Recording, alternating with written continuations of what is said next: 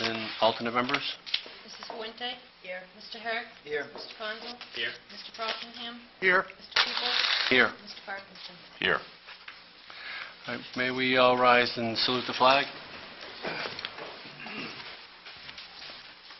I pledge allegiance To the flag of the United States of America and to the republic for which it stands, one nation, under God, indivisible, with liberty and justice for all.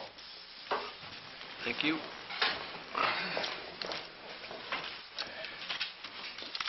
Item 4 on the agenda is the approval of minutes from November 26th Board of Assessment Review. Anybody has any questions, comments? If not, may I have a motion to approve? Thank you, Chris. Second. There was a date needed to be changed. Okay. In the first paragraph, I believe it says the meeting was moved to December 1st. I think that should be December 10th. Did I make that?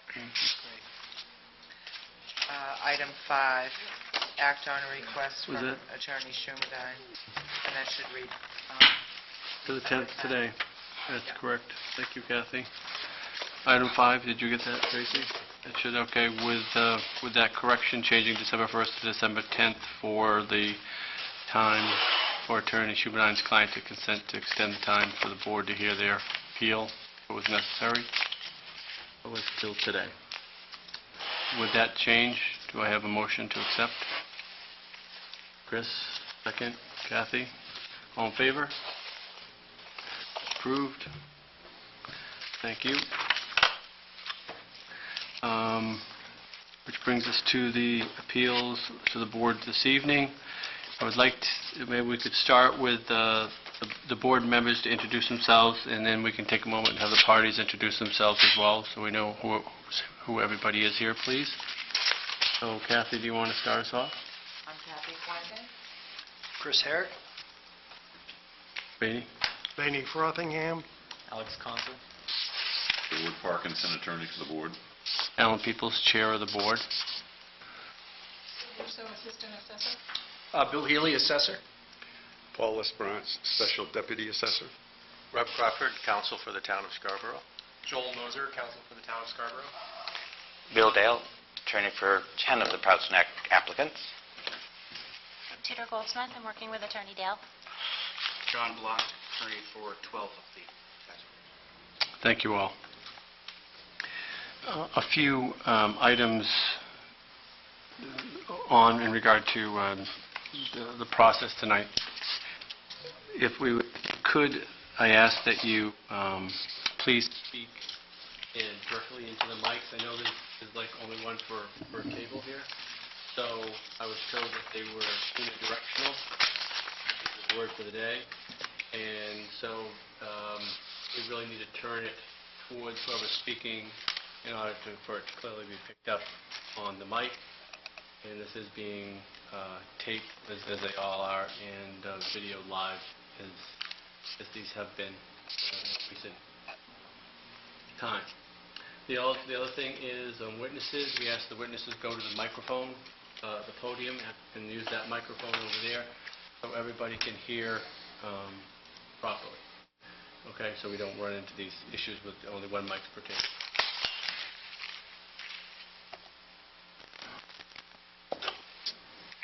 Okay, and I would like to start now with the swearing in of all witnesses, and then I ask that you confirm who your witnesses are, if you have any to be sworn in. So those of you who will be testifying today, we ask that you stand and raise your right hand, please. You swear to tell the truth, the whole truth, and nothing but the truth, so help you God. I do. You may sit seated. Thank you.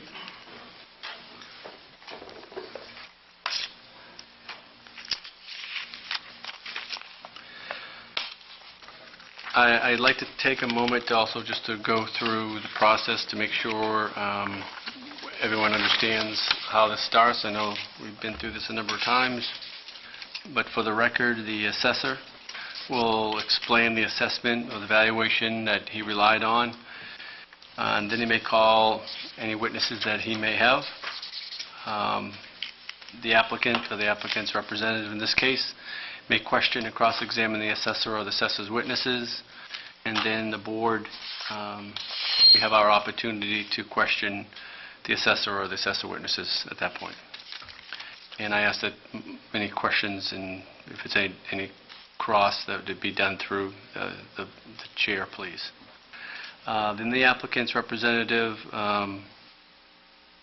the assessor may then cross-examine the applicant if they want to at that point. The assessor will then summarize their position. And then the applicant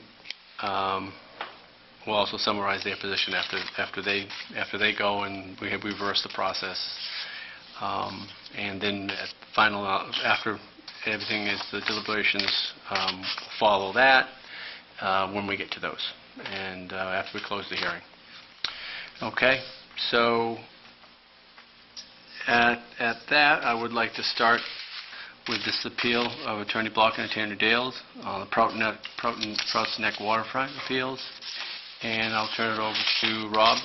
Yes, Mr. Chairman, good evening. Rob Crawford on behalf of the town. We have two witnesses tonight that we'll be working towards presenting. One is Mr. L'Esperance, and he'll explain the assessment, hopefully to everybody's satisfaction, understanding on specific comments related to the broader adjustments made in 2012, and then moving right into the Prouts Neck neighborhood. The subject appeals, as Mr. Dale and Mr. Block have brought to the board, concern the outer perimeter of Prouts Neck, or all waterfront properties. As you know, we've had some other appeals that were related to the interior properties. Those are not the subject of these proceedings. And as you also know, we've recently been through a number of days of testimony with Pine Point, Higgins Beach, and the Pillsbury Shore properties. So we will try to make sure that we are robust and full on the record in regards to this proceeding without being redundant and overly repetitive. The other point I wanted to ask the board on, and perhaps input from Mr. Block and Mr. Dale, is in regards to Mr. Ledoux's testimony. He's here tonight to testify on, I think, a couple of points that were requested by Mr. Dale. Those are the correspondence to the town related to the work of Mr. Rogers, and also the report of Mr. Rogers. We identified the report of Mr. Rogers as Town Exhibit 5 in our submission. We have extras available here. My thinking is to expedite it, to make sure that Mr. Ledoux doesn't have to appear here at a second proceeding, is that perhaps we could reserve our questions related to that, or our presentation on that report, until Mr. Ledoux has made his testimony on the report. So I just ask that as a matter of practicality and trying to move things along. Yeah, I think we would certainly like to try to get Mr. Lewitt to get his testimony heard today, so he does not have to come down from Augusta or wherever he drove down from. Litchfield, I think. Litchfield. And, Mr. Chairman, it's a matter of procedure. Are the parties going to get to make opening statements? Yes, they do. Okay. I just want to clarify what you just said there, Rob. So you're talking about holding your questions, or holding the submission of Exhibit 5 until after? Well, my sense is that Mr. Ledoux is here to testify on it. We'd be happy to offer it if that's all that's necessary, and then let him testify on it. And then we might have some presentations after Mr. Ledoux's testimony as to how that report... Are you going to be offering the report, Bill? Or?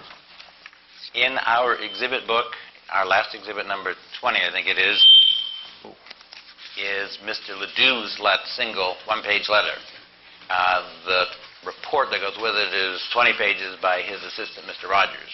We are proposing to offer just Mr. Ledoux's one-page letter.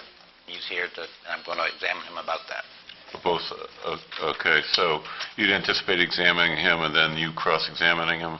And I suppose on cross-examination of Mr. Ledoux, that's when we can enter in Town Exhibit 5 report. And then we would also, perhaps after Mr. Ledoux's testimony in the normal course, call Mr. Healy to have, further commentary. Okay. Okay with that? Yep. discussion? That's fine. Okay. The opening statement, that's up to you. Yeah, Rob, would you like? Well, Mr. Dale wants to know your opening statement. I said yeah. Oh, you said yes? I did. All right, yeah. I believe I said yes. You did. I did, okay. Fine. I'll be brief in our opening statement. The board has the submissions that we've prepared in terms of the support and identification of the sales and other relevant data that Mr. Lesperance used in terms of making the adjustments which went in place in 2012. As you know, by way of background, in connection with the other appeals that have been in here, there were approximately 754 parcels that were adjusted during the 2012 tax assessment. 475 of those parcels had their values go down as a consequence of the sales data collected by Mr. Lesperance, analyzed by neighborhood, and applied to properties throughout the town. 274 properties had their values increased, and those are the waterfront properties directly on the waterfront that we've had testimony here in the other proceedings and that there'll be testimony here on tonight. The Crouch Neck neighborhood, we put together an exhibit, which is Town Exhibit 1, which is a compilation of several tax maps, trying to put all of the data in a simple one-stop, if you will, format for reference by the assessor in his testimony, and also as a reference piece for the board. On that exhibit, Town Exhibit 1, you'll see there are approximately 40 or so properties that are identified in dark blue that were the subject of adjustments to their land valuations. As Mr. Lesperance testified in previous proceedings, as I hope you'll affirm tonight, his office continually tracks all of the sales in the town, reports those sales annually to Maine Revenue Services, and uses those sales to refine the land pricing and other schedules so that tax assessments amongst all classes of property march down the road in relative parity. As I understand it, and as to be affirmed by Mr. Lesperance's testimony, coming into 2012, he had collected a number of sales in the waterfront areas throughout the town. Those would be Higgins Beach, Pine Point, and some of the water-related areas, which was the Pillsbury Shore interior lots that we had some testimony on. And also here in Crouch Neck, and also in the Ferry Beach neighborhood, which is up to the left on the exhibit Town 1. And based on those sales, he refined what's known as the land pricing by using adjustments in the systems to the influence factor to try to adjust what those sales were telling him were the ratio of sales as compared to the bulk of the remaining property in the town. At that time, in 2012, the overall general valuation, or a ratio, for most other properties was around 100%. And what Mr. Lesperance detected through these sales were that some of these properties, the waterfront properties, classes, groups of properties in certain neighborhoods were coming in closer to 80%. So the adjustments that he made that are an issue in this proceeding are in the Crouch Neck neighborhood, what's known as the inside of the gate area, and he'll describe that in some detail. The adjustment made to the influence factor on the land pricing for those lots was an increase by 15%. The increase on the lots in Crouch Neck, which are also subject of this proceeding that are outside of the gate, and those would be the ones further on the top of the page, up the coast, were adjusted by 10%. Now, there were 8 sales during that time period from 2005, when the revaluation was last taken on a town-wide basis. And that full revaluation, not only were the land pricing schedules adjusted, but also the building pricing schedules. And the idea and the objective of that revaluation was to get all property marching down the road in parity, at 100%. Since that time, as Mr. Lesperance's testimony will advise, capturing sales, looking at the data, even immediately after, in 2006, some other adjustments were made always to try to make the neighborhoods march in parity, so they'd all be collectively together at about this 100% ratio. There is other evidence that we'll be offering that is after the date evaluation, April 1st of 2012. Mr. Lesperance will explain why that information is important. But you'll see that in between the period of 2005 and November of 2011, there were 8 sales in the Prouts Neck neighborhood, which indicated to Mr. Lesperance that an adjustment needed to be made in this area to bring the Prouts Neck properties closer to 100%, so they would be marching in greater parity with the rest of the property in town. I'll leave my comments there. We have a number of other things that probably will come up in our rebuttal case, and we have a number of exhibits to address the points that we expect will be made by the taxpayers. Thank you. Thank you, Rob. If I may, Mr. Chairman, members of the board. Please.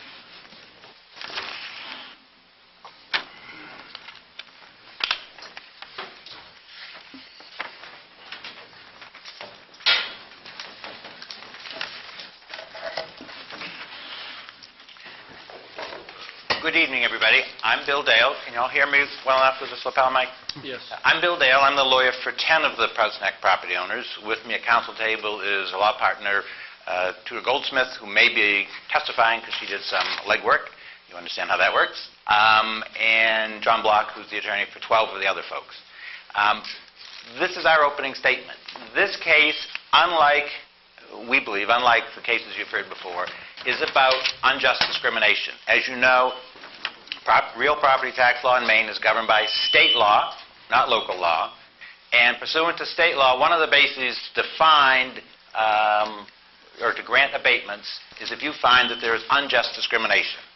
Now, we're going to show, it's our burden to prove, we're going to show that there are 2 bases. First, we're going to provide the testimony of George Goodlakis, whom I think you all know, professional appraiser, probably the appraiser par excellence at Prouts Neck, done probably most of the properties out there, and Leslie Perry Craig, who is the president and a longtime broker at the Doris Homer Real Estate Agency, which sells most of the properties that are listed with brokers at Prouts Neck. They will both testify that as to sales that they're aware of at Prouts Neck, sales that the assessor has used in his analysis to supposedly justify this 14% reval increase on the land in Prouts Neck, and they will both testify, and you can challenge them if you wish, that if anything, prices were flat, that notwithstanding what the assessor says, the Great Recession did occur in Scarborough and did affect in a negative way values, and they'll both testify to that and have sales to show that. And they will both testify that in no way can you justify for April 1, 2012, and that's the date we're all talking about, that there would have been a justification on sales data for a 14.5% hike in land values at Prouts Neck. And remember, when your lot's assessed at $2 million, a 14% hike is some money. So that's the first part of our case, is the testimony of Mr. Goodlakis and Ms. Craig, and they will testify to sales, including the sales that the assessor used. The second part of our case, the real meat of our case, is the discrimination claim. And the discrimination claim, as allowed under Maine law, relates to what I put up here in the sideboard, and they're in your exhibit packets that I gave you before, and I think they're 13, 14, and 15. These are tax maps R101, 102, and 103. These are, let me step back here. Step on Leslie. Here's the zoning map here, and I point at the sideboard, and here, circled in red, is Prouts Neck. So then you go northerly along the coast, and here is Higgins Beach. And I think you've all heard a lot about Higgins Beach. I've circled that in red. Well, guess what? In between Higgins Beach and Prouts Neck are properties shown on these 3 tax maps that are also on the sideboard, 101, 102, and 103. And you can see I put in red at the top, on the northerly end of 101. There's Higgins Beach up there with all those little lots. Here's map 102 in the middle, and then map 103 at the bottom, with Prouts Neck just south of that. Guess what? For April 1, 2012, the date that we're challenging, for the 16 very fancy, and I've colored them in yellow, single-family house lots along here, and there are 16 of them. I cheated and wrote the number here. There are 2 on this one, there are 8 on this one, and there are 6 on 101. Very fancy house lots, as you can see, much bigger than the little lots at Higgins Beach. Generally speaking, probably bigger than the house lots at Prouts Neck. Now, you might be saying, well, it's probably not as fancy to live in any of these, on any of these 3 tax maps on the water. But let me tell you, indeed, let me show you, the lots that I'm talking about. I don't know if you've ever been to any of these places, but if we start up here by Higgins Beach, right here, the first one is Bob Crispin, former executive at Unum, and he has, find my sheet here, just a second.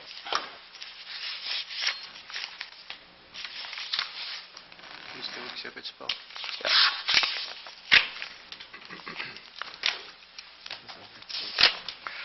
Okay, here's Mr. Crispin's property, right here, next to Higgins Beach. Mr. Crispin's property, very fancy, with land value of $2 million and a building value of $1.6 million. I won't go through all of these right now. We're going to have walk the assessor through it when his time comes. Next to the Crispins is Doug Tim, local businessman, and another lady in between. Similarly, with great big assessments on their land, for Doug Tim, $1.5 million. That's Mr. Tim's property right there.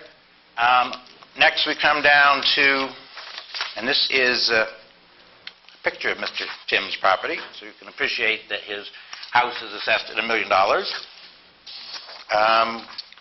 Come down a little bit further on the middle map here, 102, and first of all, here's Herb Ginn. I'm sure you all know Herb, local businessman, and his grandson who lives there. And Herb's house is here, this great big lot. A lot of that is in some sort of conservation easement, but necessarily has a buildable house lot here on the waterfront. Mr. Ginn's assessment. Mr. Ginn Sr., Herb Ginn, is $2.2 million for his buildable house lot, that great big one.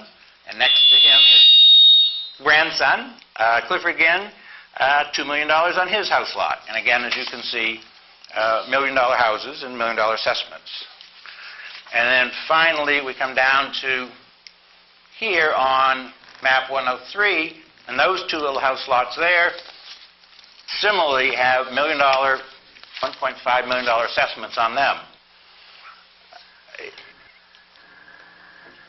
If you think that there's some difference between Higgins Beach and Prouts Neck, you know, it may be the kind of lots and houses that I've just described here in between, these 16 house lots. And you know what their increase for their waterfront property was for April 1, 2012, when we got 14.5%. The increase for all of those fancy house lots that I just showed you, and we're going to go into them in more detail, exactly 0. Exactly 0. So, to the extent there is a suggestion that all waterfront properties in Scarborough for April 1, 2012 were treated the same. And, well, we don't count Spurwink River because that's not that fancy. I happen to like Spurwink River, but I guess the assessor doesn't. But I'm going to guess the marketplace here for these houses and Herb and his grandson here and Doug Tim and Bob Crispin's house there are all great big multi-million-dollar assessments right on the water. I'm going to guess the marketplace probably thinks those are pretty fancy too. And guess what? We think it is unjust discrimination that they got no increase and we got 14.5%. We think it is illegal and unfair under Maine law. We think it is unjust discrimination. And in case you're wondering, the law of Maine, as stated by the Maine Supreme Court, the common law of the state of Maine is the remedy for that is an abatement for us. It is not for the town or this board, to say, well, we'll get those guys next year and bring them up and give them a 14.5% hike. 2 leading cases, and you'll appreciate, or at least my side appreciates, the irony of both of the 2 leading cases. One of them is my case from Biddeford, where we represented all the property owners on the water in coastal Biddeford, and you may or may not know it, but it's a very fancy part of Biddeford, generically referred to as Biddeford Pool, has some very fancy house lots. And that's one of the leading cases. It's cited all the time by the Maine Supreme Court, City of Biddeford versus Adams. in which the Maine Supreme Court made it clear, quote, "We held that unjust discrimination can be established by showing the assessment methodology would necessarily result in unfair appointment when the taxpayers make the showing and don't have to make the showing that their property is overvalued." In short, we don't need to show that our values are too high if we can show that it's unfair that these 16 people didn't get a same 14.5% bump in their land as we did. And if you didn't find that interesting or ironic about the City of Biddeford case of mine, you might find more interesting, perhaps more ironic, the more recent decision of the Maine Supreme Court, Rams Head versus the town of Cape Elizabeth.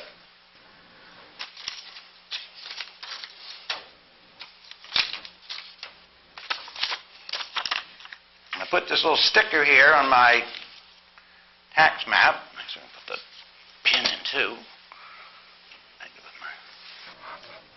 Whoops, here it is. In the Rams Head case, I mentioned, because it is the most recent decision of the Maine Supreme Court, the law court, on this issue of discrimination. And guess what? The property involved in Rams Head is right across the Spurwink River from here. So that's why I put the sticker right there. This is where people at the Sprague plantation, for lack of a better term, fussed with other folks, the Higginses, over competing assessments by the town of Cape Elizabeth. Curiously, right across the street, or across the river here. And the Maine Supreme Court said, oh yes, the fairness of one's allocable share of the total property burden can only be meaningfully evaluated by comparison with the share of others similarly situated.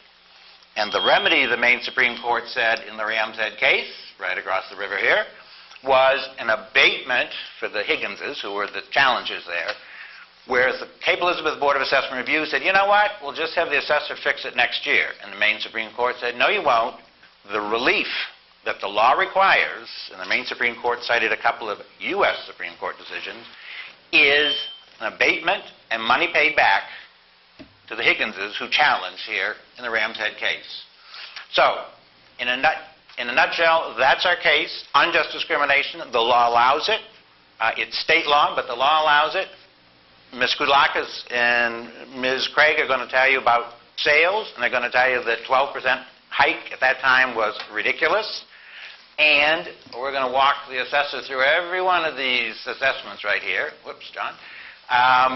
And you can see for yourself, and I got the photos that go with them, they're all high-end, $2 million lots with $1 million buildings. And if those aren't just like us, then I don't know Rams Head. The last point I want to make is the boogeyman that showed up at your last hearing. As you probably know, I was in the back of the room last time. The boogeyman who showed up at the last hearing was the State of Maine's report that the folks from Pine Point went off and got the state to look at some sales to show that the assessor was wrong. We have asked Mr. Ledoux, who's in the back there. In case you don't know, David Ledoux is the head of the Property Division of Maine Revenue Services, formerly the Bureau of Taxation. He's the boss, the guy who wrote that report.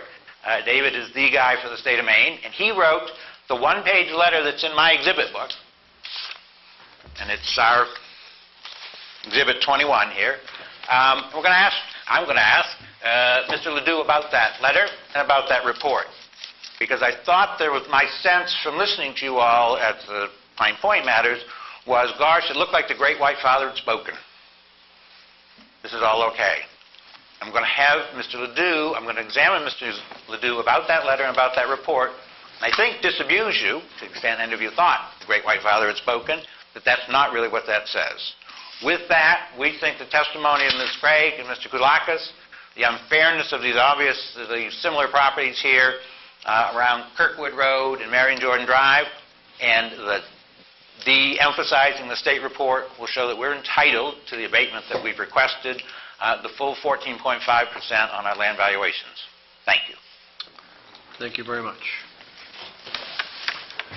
Okay.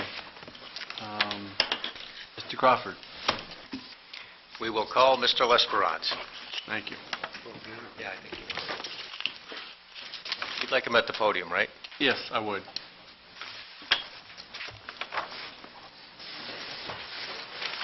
Thank you, Rob. Good evening. Basically, I'm going to go through as briefly as I can what I've given you for our, to show you tonight just about what I did and how I did it, the abatement applications.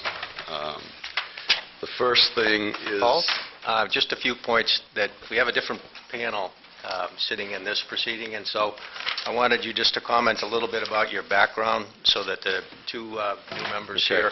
I'm sorry. Yeah, now, you're here before us as the Special Deputy Assessor, correct? Yes. And before that, you served as the assessor in the town of Scarborough for 29 years, if I understand correctly. Yes. And before that, you also were stationed at Maine Revenue Services for some time, and then also as the assessor for the town of Millinocket. Yes, I worked for the state property tax division from 1977 to 2000, to 1980, I'm sorry. Then I was the assessor for Millinocket from 1980 to 84, and then I came to Scarborough in 84 and was the assessor up until March of 2013. And 29. during your tenure for 29 years at the town of Scarborough, have you been through a couple of revaluations? Yes, 3 full in-house revaluations, 1990, 2001, 2005. And so the last townwide revaluation, with every property, all land pricing schedules, was in 2005. Yes. And since the time of completing their last revaluation in 2005, the townwide revaluation, can you just explain to the board what you do in terms of your annual auditing process and your annual review of sales and how you apply those sales to manage the assessment system? Yes, after 2005, we always look at prior to committing for 2006, we look at the 12 months worth of sales data. In 2006, I reduced some interior properties at Prouts Neck based on sales data. I also increased the gated waterfront area by 5% based on sales data. Now, this is 1 year after the revaluation. Between 2007 and 2012, I decreased some areas, I think twice on the lanes at Prouts Neck based on sales data. These were decreases, not increases. I also decreased areas in town where I had enough sales data to warrant that neighborhood was being overassessed compared to what property was selling for. In 2012, as you know, and that's why we're here, I increased waterfront areas all along Pine Point and Pillsbury Shores, Prouts Neck, as you see here, and Higgins Beach. Now, each of these areas have always been assessed based on their own sales data. I don't take sales from Pine Point and bring them to Prouts Neck, or I don't take them to Higgins Beach. They're all assessed on their own sales data, and they're all, when you talk to people who buy property at Pine Point, they're not interested in buying at Prouts Neck, and they're not interested in buying Higgins Beach. They're their own little markets. So I don't mix the sales, never have.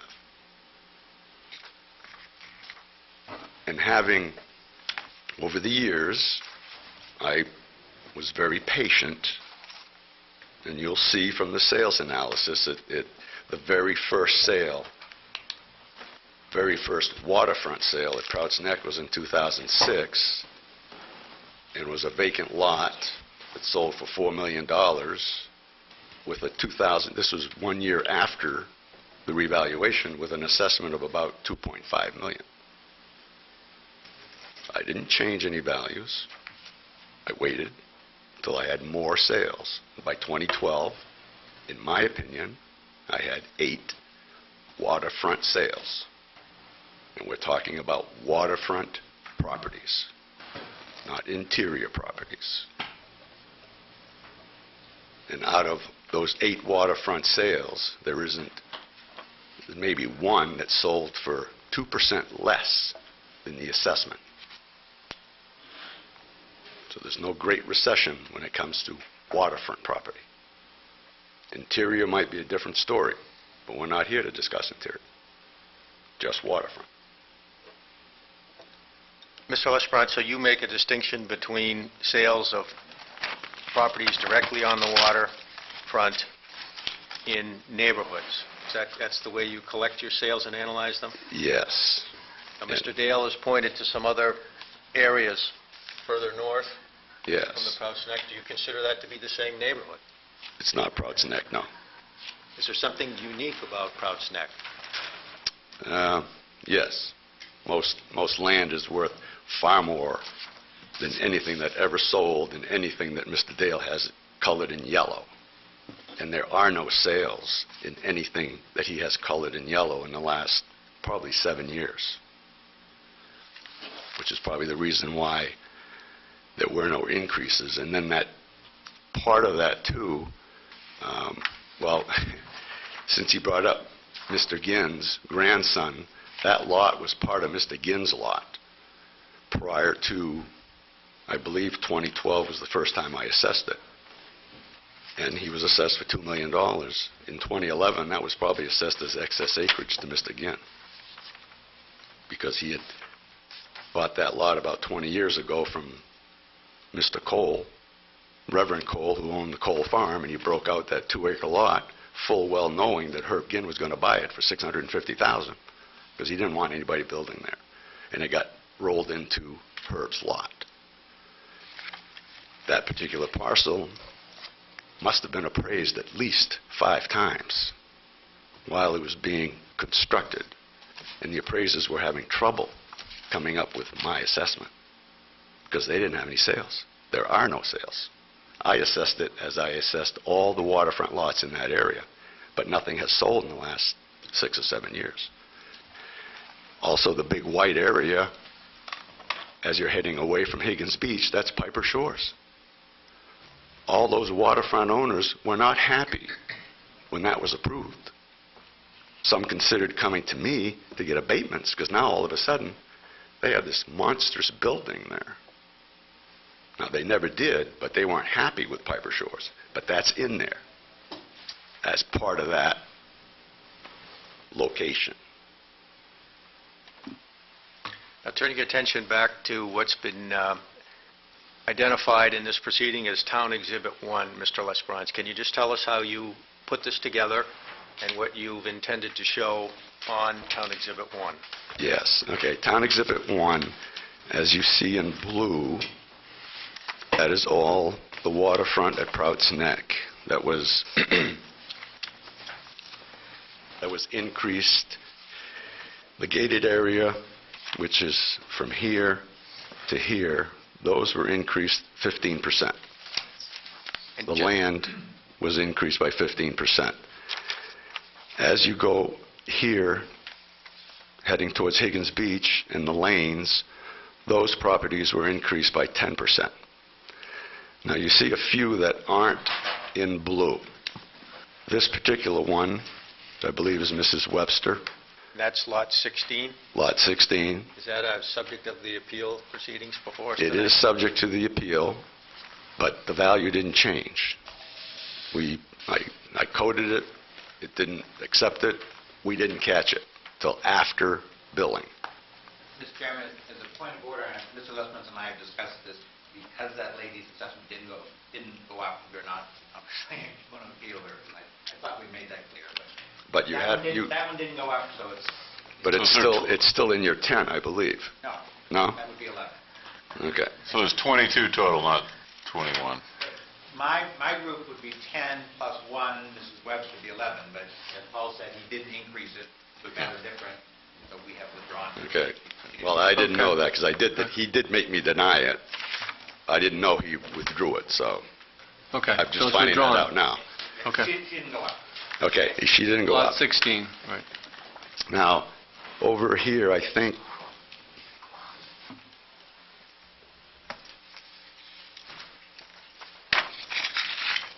Lot 17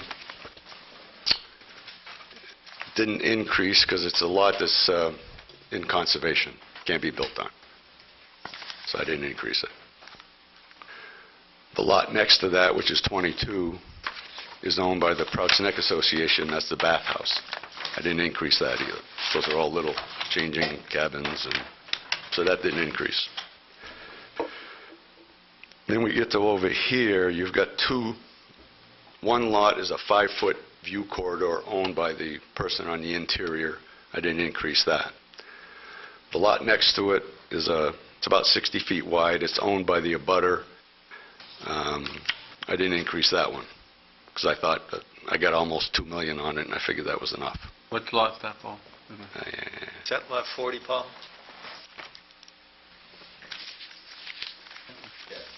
Okay. 40 and 40A did not increase. That's why they're white on the map. And then the lot right there, which is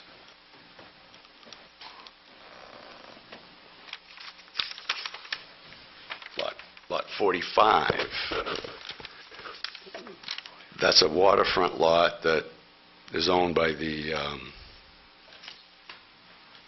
Doris Homer estate, and it fronts the little lot next to, that's 44, so is that 45? 45 is the waterfront. Okay, and lot. 44 is the Winslow Homer studio.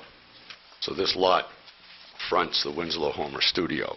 I didn't increase that one either because I felt that the assessment I have on it is reflective of market value. Is there anything unusual about lot 45 that's next to the Winslow Homer studio? Well, other than, it's unusual in that because it does front the studio, and it's, for years, I can remember talking to Doris, and the first time I did a revaluation, I asked her if it was buildable, and she thought it was.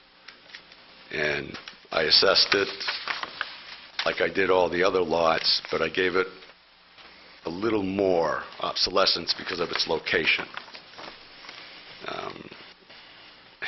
In my opinion, if you build a house in front of Winslow Homer's studio, that may not work too well with, especially now with the Portland Museum of Art, who owns the studio, or the people. You'd be blocking technically where Winslow Homer was doing all his painting, but that's my opinion. So anyway, make a long story short, they applied for a building permit, I believe in 2008, 2009. It was given to them by the town. We were brought to court by the Portland Museum because they felt the lot was unbuildable. We brought the case to court, and the court upheld that it was a buildable lot. I believe it is for sale. But I didn't feel I should increase it. I didn't feel that, I felt its market value was fine without increasing it by 15%. Now, what's in yellow is the interior sections of Prouts Neck that I increased. You've got the Ferry Beach area here. You've got these 4 lots on Massacre Pond. And then you've got these lots on Black Rock Road. This is more river. And that's Ferry Beach. The town has a parking lot right here. Right there is the town parking lot and the public beach. Black Rock Road is a private road that comes over across, kind of meanders across the golf course, and you drive up here. But those increased by about 20%. The Ferry Beach section of Prouts Neck increased by about 17%. The land increased. So there might be some areas in here that property is selling for less. This is interior property that is selling for more than the assessment. And we did not get one abatement application in any of these areas. Just thought I'd throw that in. So Mr. Lesperance, on Town Exhibit 1, you've also identified by a red dot the sales, have you not? Yes. And And how many sales have you identified on Town Exhibit 1? I believe there's 8.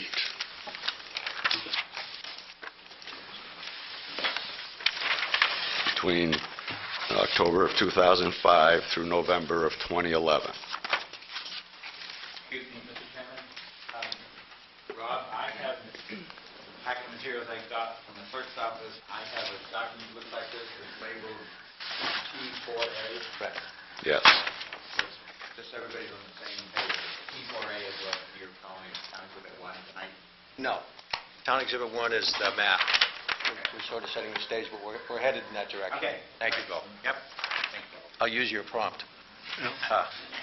The next 2 sets of exhibits we have, Mr. Lesperance, are the applications for abatement and your denial letters, some information that you supplied to the taxpayers. And what I'd like to do is turn your attention to Town Exhibit 2. I believe you have these collected by the attorney who's representing the particular taxpayer. Yes. Now, the applications for abatement brought, as Mr. Dale identified in his opening statement, they included a standard form in regards to support for the request for the abatement, which would be the 3rd page in of Town Exhibit 2. You see that? Yes. And there are the 2 points. One is that there's a fair market value argument, and then there's also a discrimination argument. Is that correct? Yes. Now, you reviewed these applications and you denied them. Can you just summarize to the board your reasons for denying the applications that are set forth in Town Exhibit 2? I guess we have to take out Ms. Webster's out of this? Yes, and that's the first one. Yeah.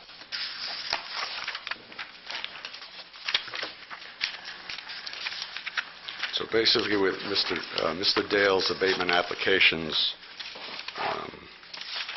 all had the same basis for the application. And I'll read it. I'll only read it once, but it's on 10 of them. The assessment is in error for the following reasons. With regard to the property's fair market value, there is no basis in arm's length sales transactions of comparable properties to justify the very substantial increase for the April 1st, 2012 assessment. On the contrary, sale prices are still recovering from the almost 30% reduction in value experienced in the Great Recession of 2007-2008. Now again, we're talking waterfront. I'm talking waterfront property.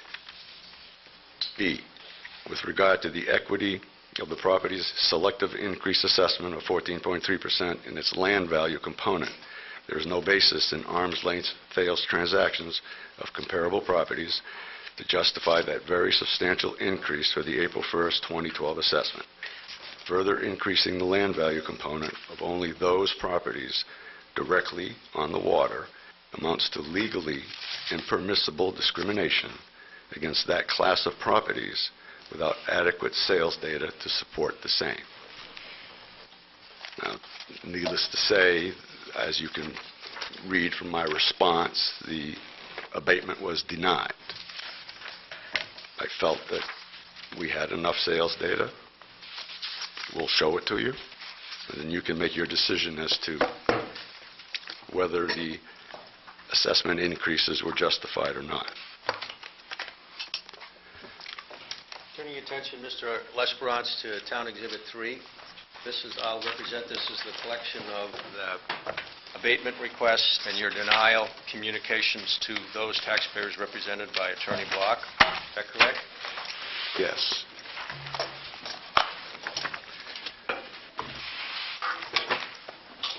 Now with the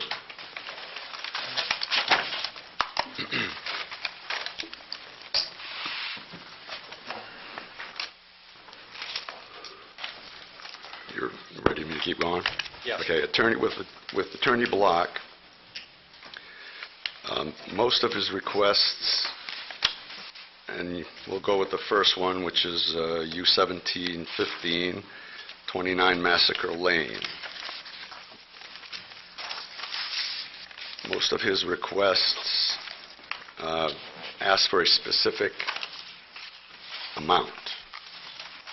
In this particular one, it's $362,900, which was what the land value was increased by for that particular parcel. This area, that's the area of property that the land increased by 10%. So you see, he's showing an overall increase of 8.97, but when you add the building into it, then that was the overall increase. But the land did go up by 10%, and I believe that's what they're asking for is a land reduction. Most of the others, most requests are like that. He's just asking for the land increase, as Mr. Dale is. Except for one, which is U19, Lot 23.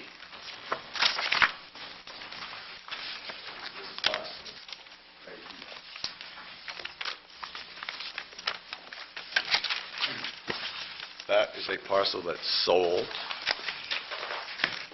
in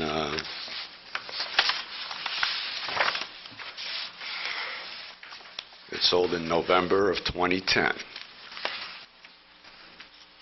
for $3,975,000. The assessment was less than that, and we'll get into that later. But on that particular abatement application, Mr. Block is asking for, and that's the very last one in the packet,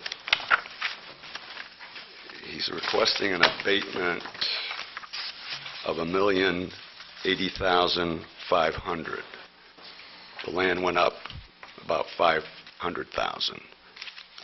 But after the purchase, the existing building was demolished and a new building was constructed. And on April 1st of 2012, the new building was partially there. We had it about 60 or 65% complete. But he's asking for an abatement on the new building also, which I don't think makes any sense, but it's a new building, so I don't feel you're going to abate that one, but, you know, we can discuss that. We do have,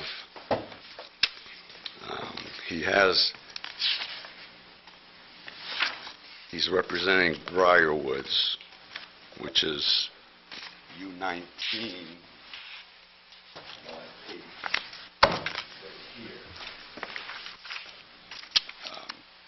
We omitted, forgot to put it in the package.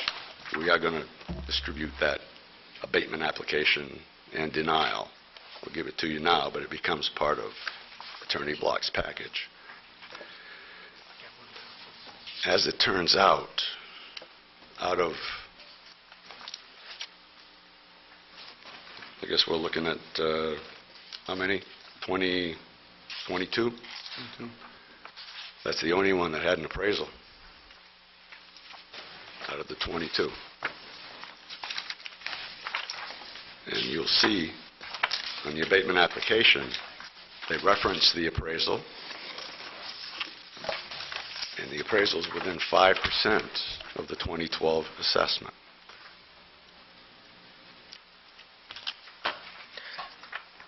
Paul, it's true there's another appraisal that you had as well. Is there not one that you had that was reasonably contemporaneous with the April 1st, 2012 assessment for the Stone property? Yes, for the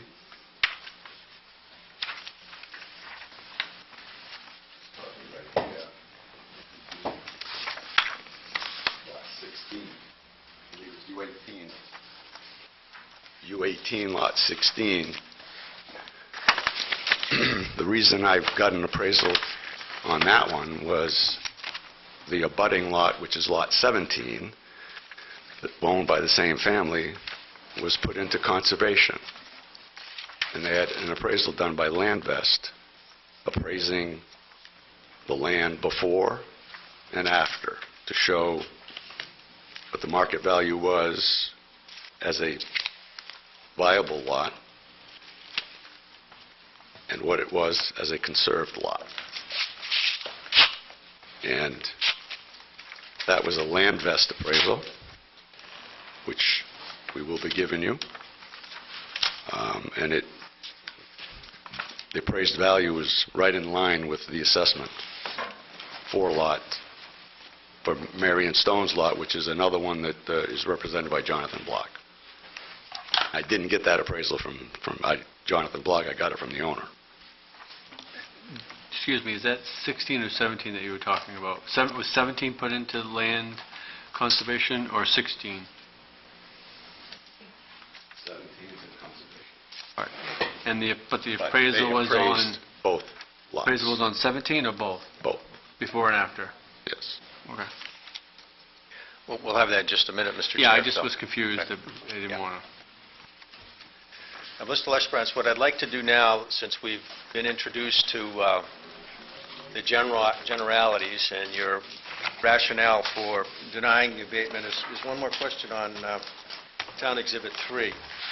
And if one looks with these set of applications for abatement, there are also an attachment to each one identifying the rationale or the support for the abatement. And the first one is, again, similar to what Mr. Dale introduced. Application indicates that there's an excessive valuation of the parcel. And then the second one is that there's a discrimination.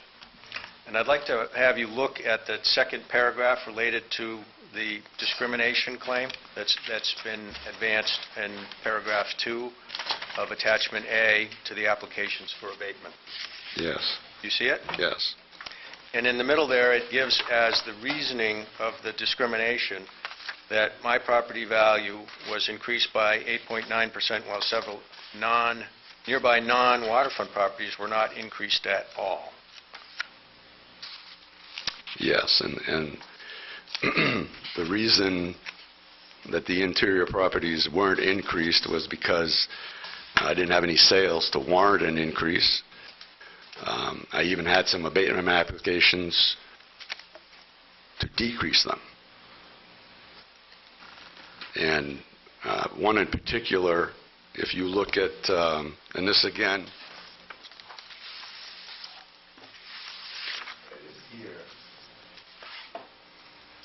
you have Lot 2, which is Attorney Block's client. They applied for an abatement.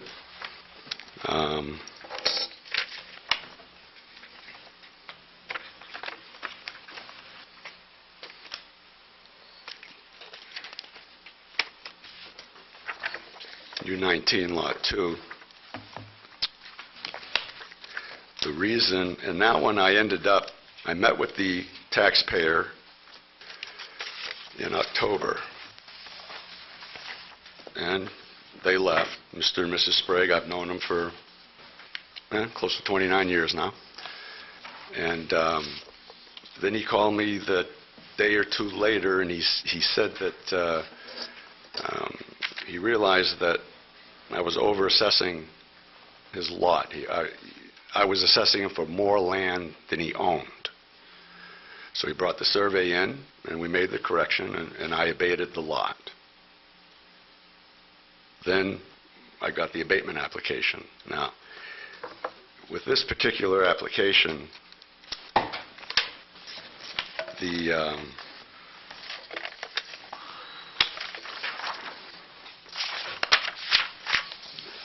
they're asking for just a land reduction. But the reason was a little bit different, because it said, I'll start with 2. This is, I don't know if you've got it in your packet, but I'll read. It's 1 and 2 instead of A and B like Mr. Dale's, but number 2 says, the assessment results in unequal apportionment and is discriminatory in violation of Article 9, Section 8 of the Maine Constitution. And Title 36, MRSA, Chapter 105. Property substantially similar to my property has not increased at all. And then he put in violation. I'm not sure what that means. For example, it is discriminatory that the value of my property was increased by 13.7 for 2012, while the property immediately adjacent to my property was not increased at all. Now, the adjacent one he's talking about is that little white one right there. It's not waterfront, it's interior. Yet his land completely surrounds that property, and I didn't increase it. It's also discriminatory that my property value, while the properties immediately across the street from my property were not increased at all. And he's correct. The interior of Jocelyn Road did not increase because I didn't have any sales data to warrant an increase. And I even got abatement applications asking for a decrease, even though I didn't increase them. Also got an abatement application for Lot 2.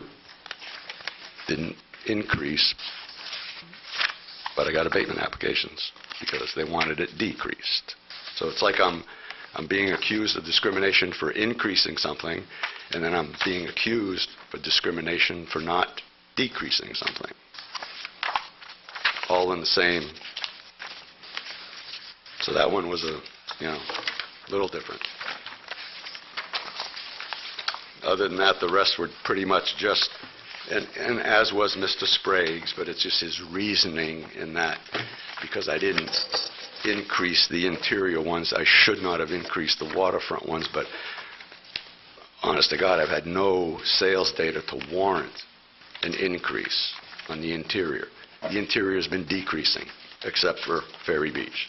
That increased in 2012. But interiors have not increased since 2005. And if anything, the lanes have decreased at least twice. This area of the interior of the neck decreased in 2006. There was nothing in 2012 to warrant a decrease in 2012, therefore I didn't decrease it.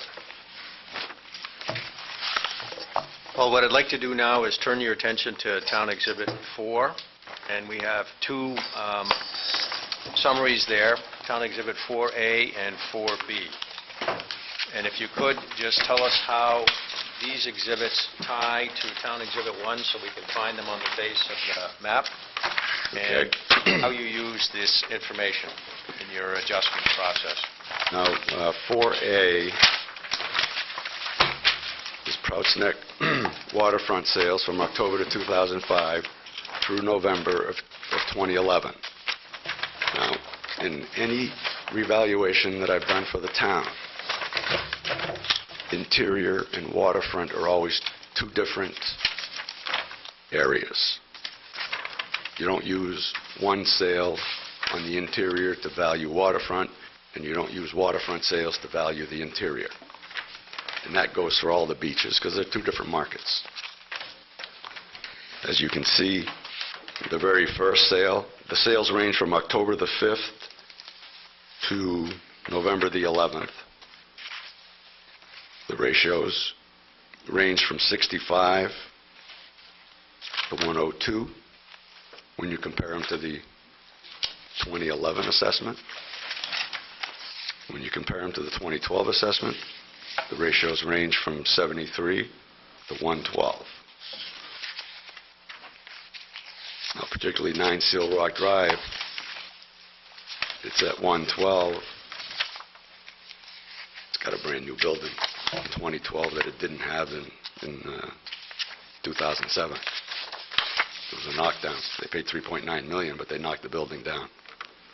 So you really can't even, you're not supposed to compare it, but we listed it on there as, and it shows land sale, building demolished after January of 2007. New building was completed in probably 2009.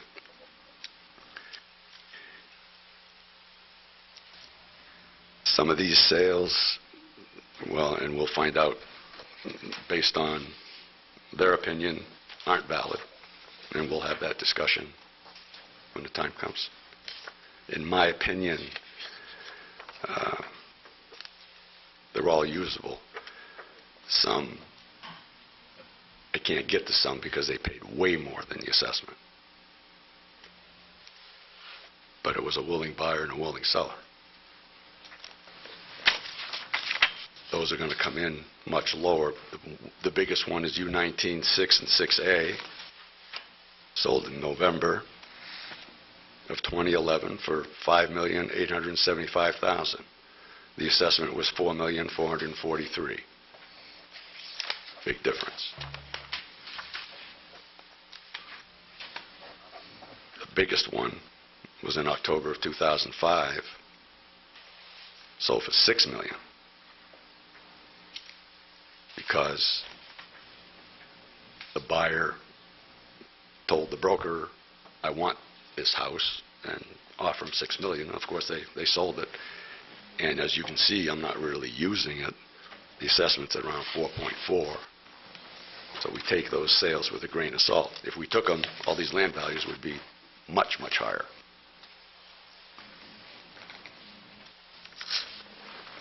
And you got 29 Massacre Lane, which is $5.1 million. The 2012 assessment is $4.3 million.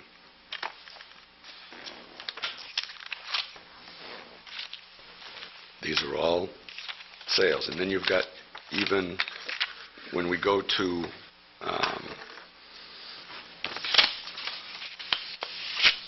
you look at the 5 Richmond Row, which is right away, that sold in March of 2011 for $3.3 million.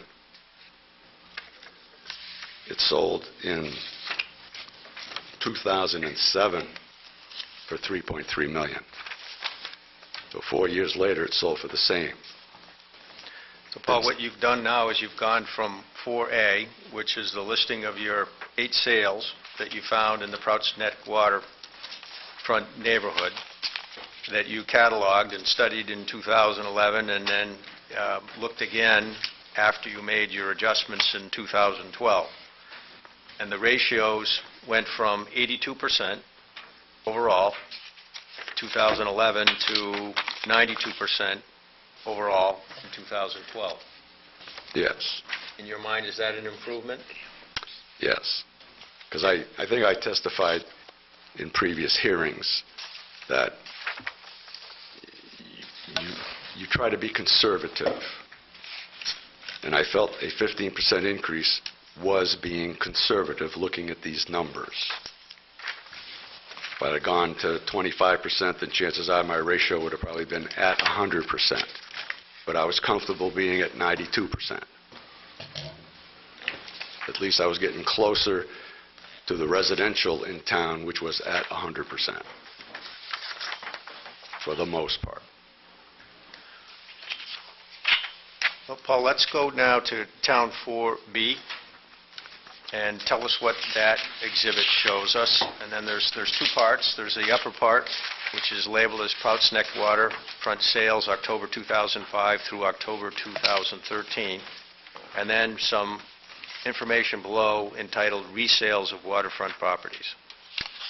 What do you Yes. have here?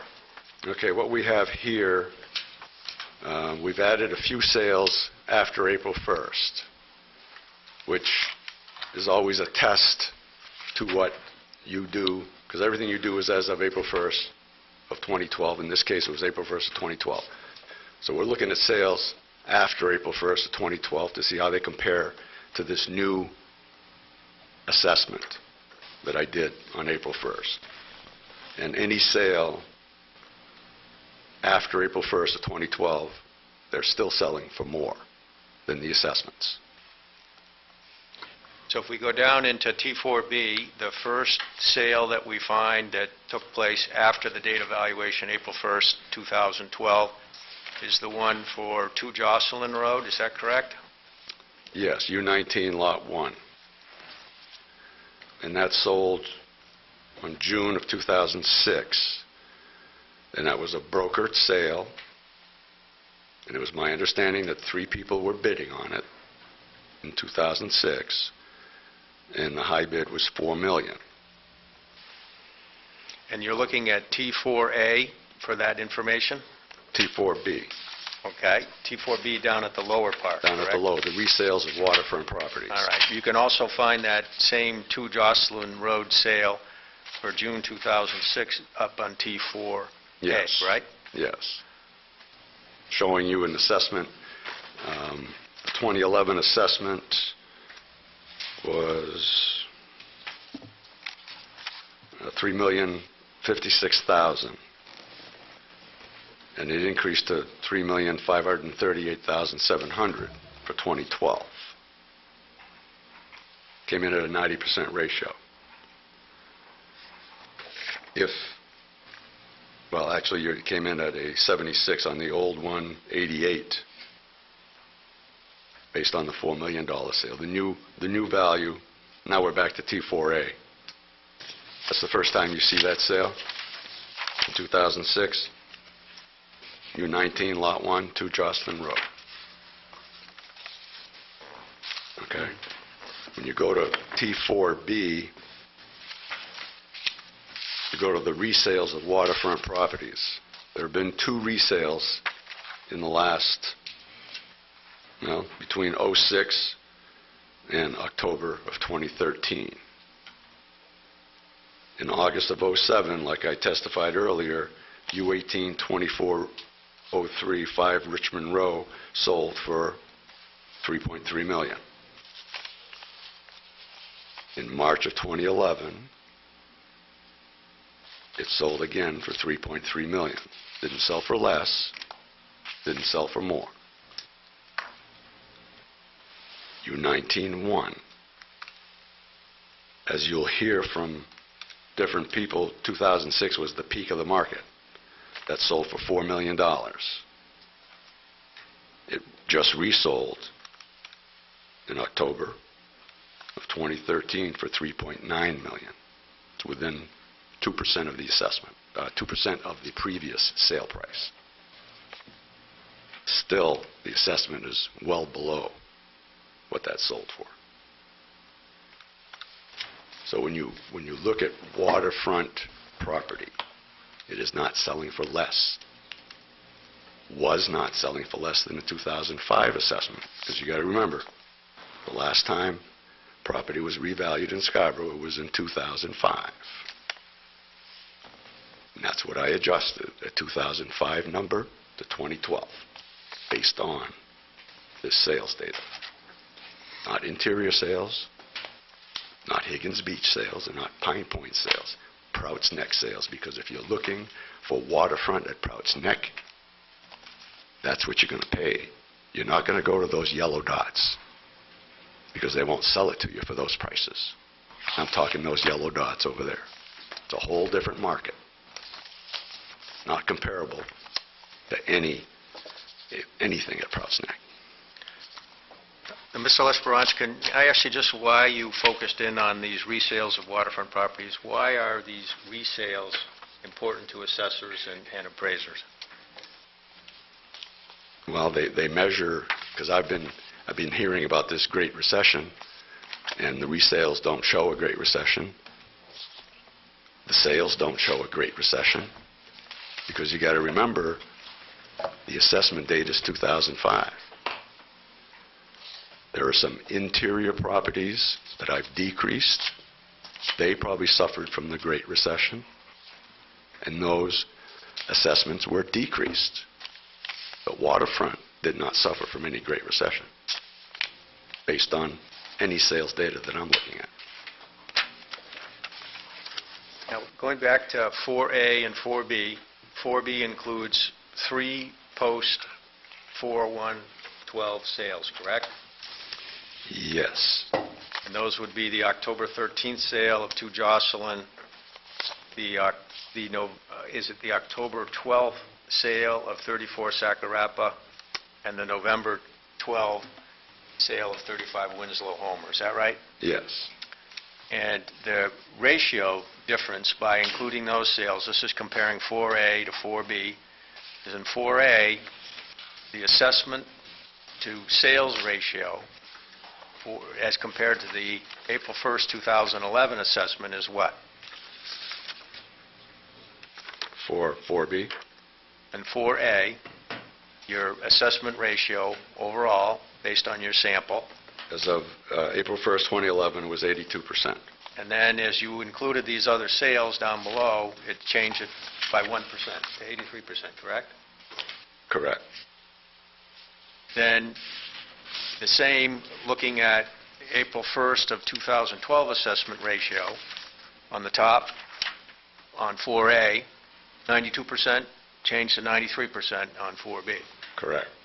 So by including those sales, does it help you, does it help you verify or cement in any way It just verifies that the market is still strong. Property is still selling for more than the 2012 assessment, which is what we're talking about. So there's no, waterfront property is still selling for the assessment or more than the assessment.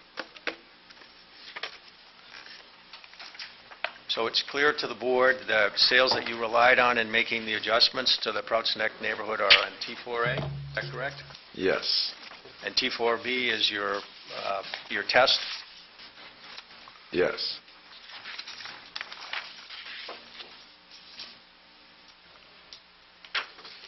Get some testimony earlier in connection with some of the appraisals that you received related to Prouts Neck properties.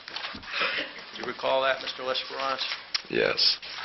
I'm circulating now what we've marked as Town Exhibit 10, which I will introduce as an appraisal report of the property at 16 Jocelyn Road, known as Briarwood, Prouts Neck, as of April 1st, 2012, as prepared by Mr. Koudalakis.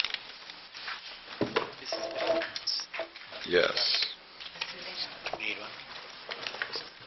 I also want to circulate, at this time, Mr. Lesperance, since we're talking about appraisals, what's been marked as Town Exhibit number 19.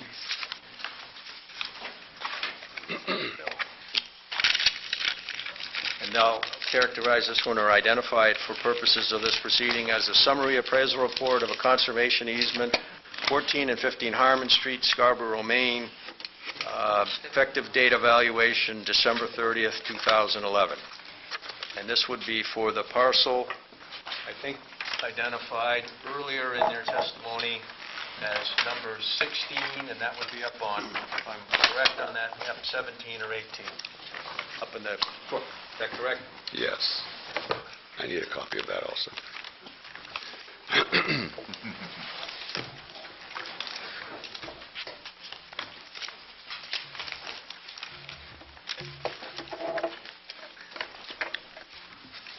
Let's first start with Town Exhibit 10, Paul. You have it before you. You've had a chance to review it, and it is exactly, as I understand it, a appraisal for tax purposes, tax valuation purposes, prepared for a specific property that's the subject of these appeals. Is that correct? Yes. All right. What did you find in Town Exhibit 10 that you thought was interesting or important? Well, there's various comparisons that he makes to various sales at the neck. He doesn't. He excludes some, like 31 Winslow Homer Road. That sold in October 2005 for $6 million. That's the one that the owner looked at the broker and said, "What do you think it's worth?" And she said 4. He said, "Offer him 6 because I want it." And of course, they sold it for 6. It's never been assessed for anywhere near $6 million. 2 Jocelyn Road, he says sold in June of 2006 for $4 million. This is a sale of vacant .66 acre lot on the ocean side of the road with outstanding ocean views. The sale took place at the beginning of the Great Recession. It supported a conclusion at the time that values had risen significantly since the 23 Winslow Homer sale, and also strongly supported the contention of the buyer for 31 Winslow Homer grossly overpaid for that property. So that's his opinion. 31 Winslow Homer Road sold in October 2008 for $3.5 million. 21 Winslow Homer Road sold in November of 2010 for $3,975,000. This sale, it's called Clipperways, and it's also nicknamed Clipperways and the Jewel of the Neck, and it's located right in there, that U1923. It has a red dot. It's sold, and it's being represented by Attorney Bloxer by his little brown dot.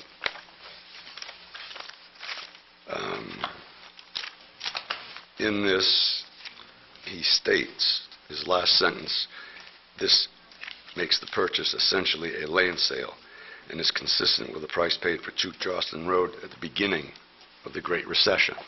So I guess in 2010,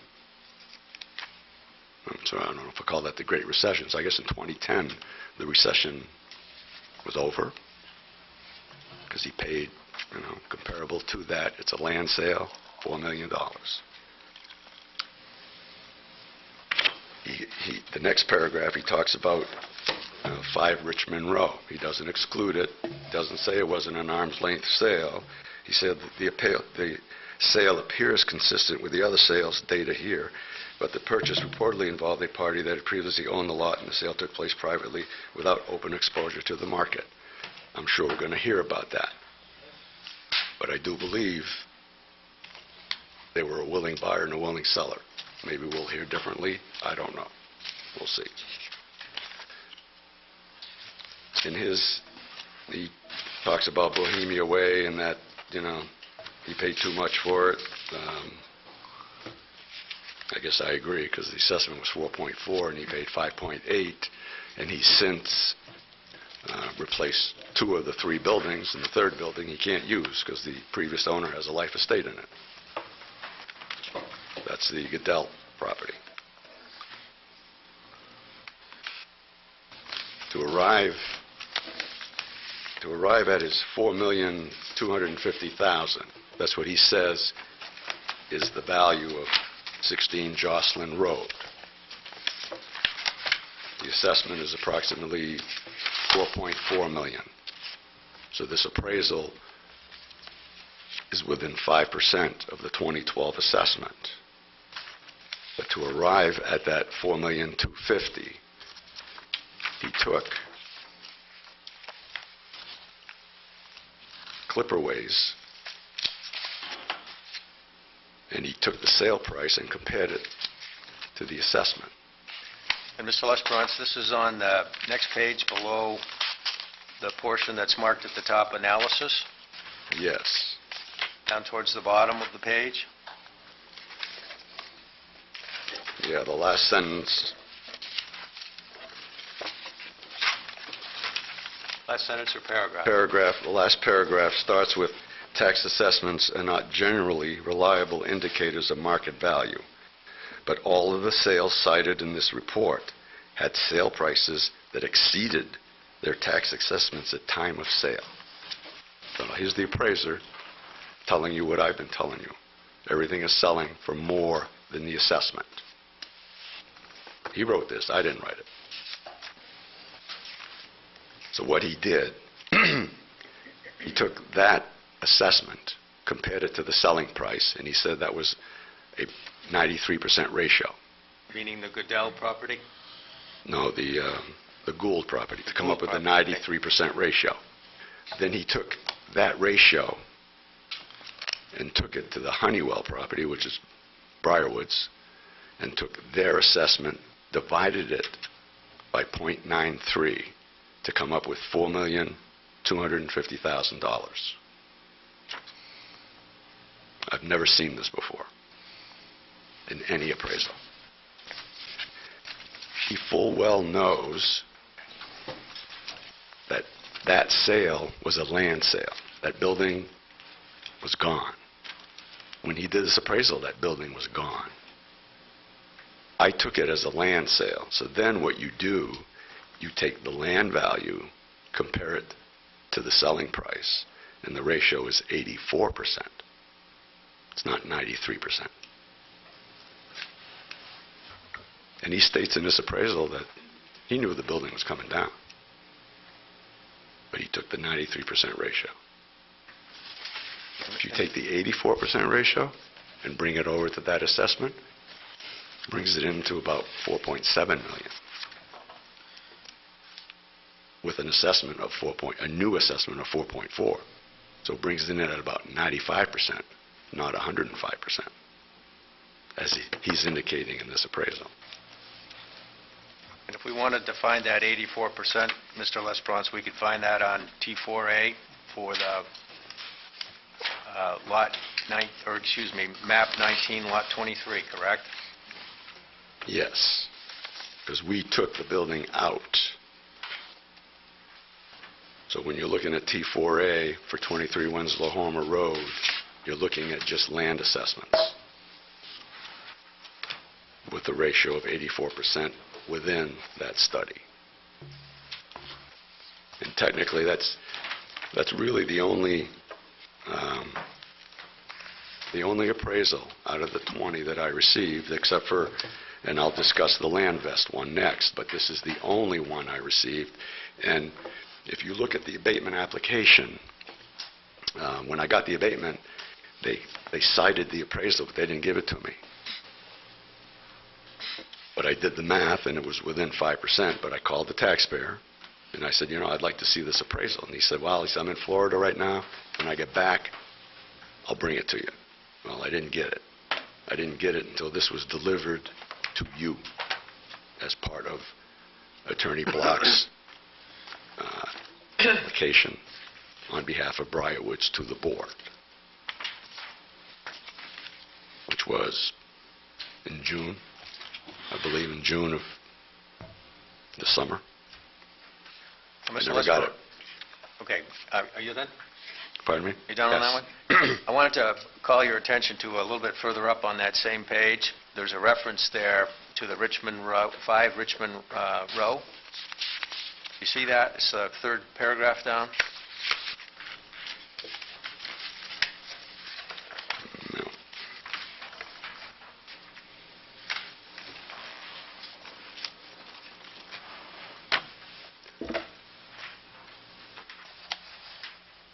Okay, yes. Oh, on the analysis page. All right. Hold on. Okay. The third paragraph, as I understand it, makes a reference to the Richmond right-of-way, which is also one that's included on T4B, which you found as a resale of waterfront property. Yes. And your resale indicates that the property transacted twice within 4 years, once in 2007 and once in March of 2011, for the same transaction price. Is that correct? Correct. And here again, that same sale is identified by Mr. Koudalakis and indicating that no change in the value of the property over the Great Recession. Correct. And no mention that it wasn't usable either. I'm assuming he used it because he didn't say he wasn't using it. And he actually compared it to the subject property is a larger lot than 5 Richmond Row, Richmond right away, and is a more private setting, and I therefore view the subject property as more valuable than this property, this sale property. This property had sold previously in August for 3.3, suggesting no change in value for the property over the Great Recession. Also in this appraisal, when he's keying on U1923, which is 0.64 acres, the subject is 0.74, and he makes no adjustment for size. The subject property is larger, makes no adjustment. As an assessor, we need to adjust for size. We can't assess lots the same. It'd be easy if we could, but we can't. If you own half an acre, the guy next door owns 0.75. If I assess those the same, you know what's going to happen. The guy with half an acre is going to come see you.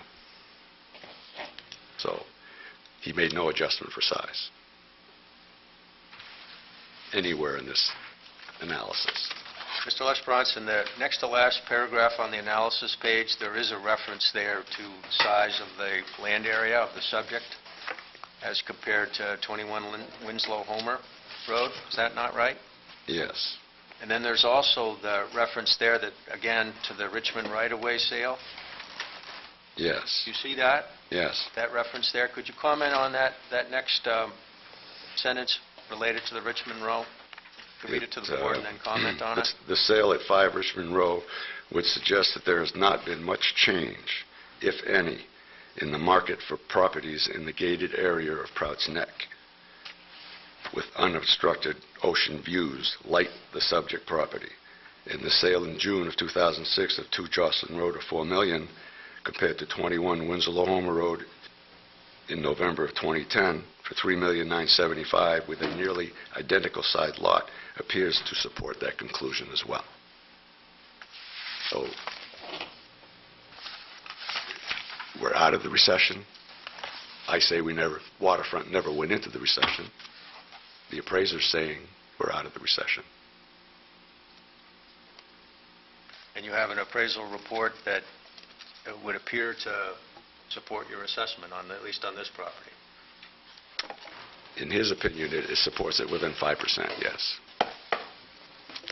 And as corrected, in your opinion, does it support it within 5%? Yes.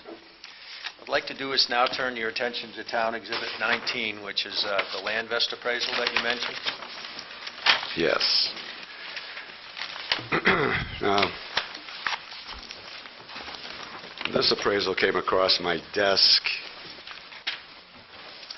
in October of 2012. And the reason the taxpayer called me was because he had put this lot, he had given the Prouts Neck Association a conservation easement on this lot. It got recorded. We never got a copy of the deed or of the document that did that. So, of course, when somebody puts a piece of land that's buildable, and in this case, this was 0.23 acres. That lot is only 0.23 acres, but it is a buildable lot because it's grandfathered. And they felt that they didn't want to ever build on it, so they gave the Prouts Neck Association a conservation easement. When I talked to him on the phone, I said, well, I'd like to see this contract that you signed with them. So he sent me a copy, and I read it. Everything seemed fine. I was going to reduce the value. Within the document, there's an out clause that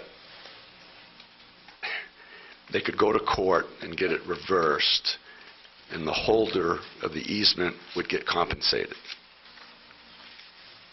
So I said, well, I says, I don't like that out clause. Either you take it out, because I don't think Prouts Neck Association are going to spend money to protect this lot when they're going to get money from you if it becomes buildable again. But he didn't have an answer to that question.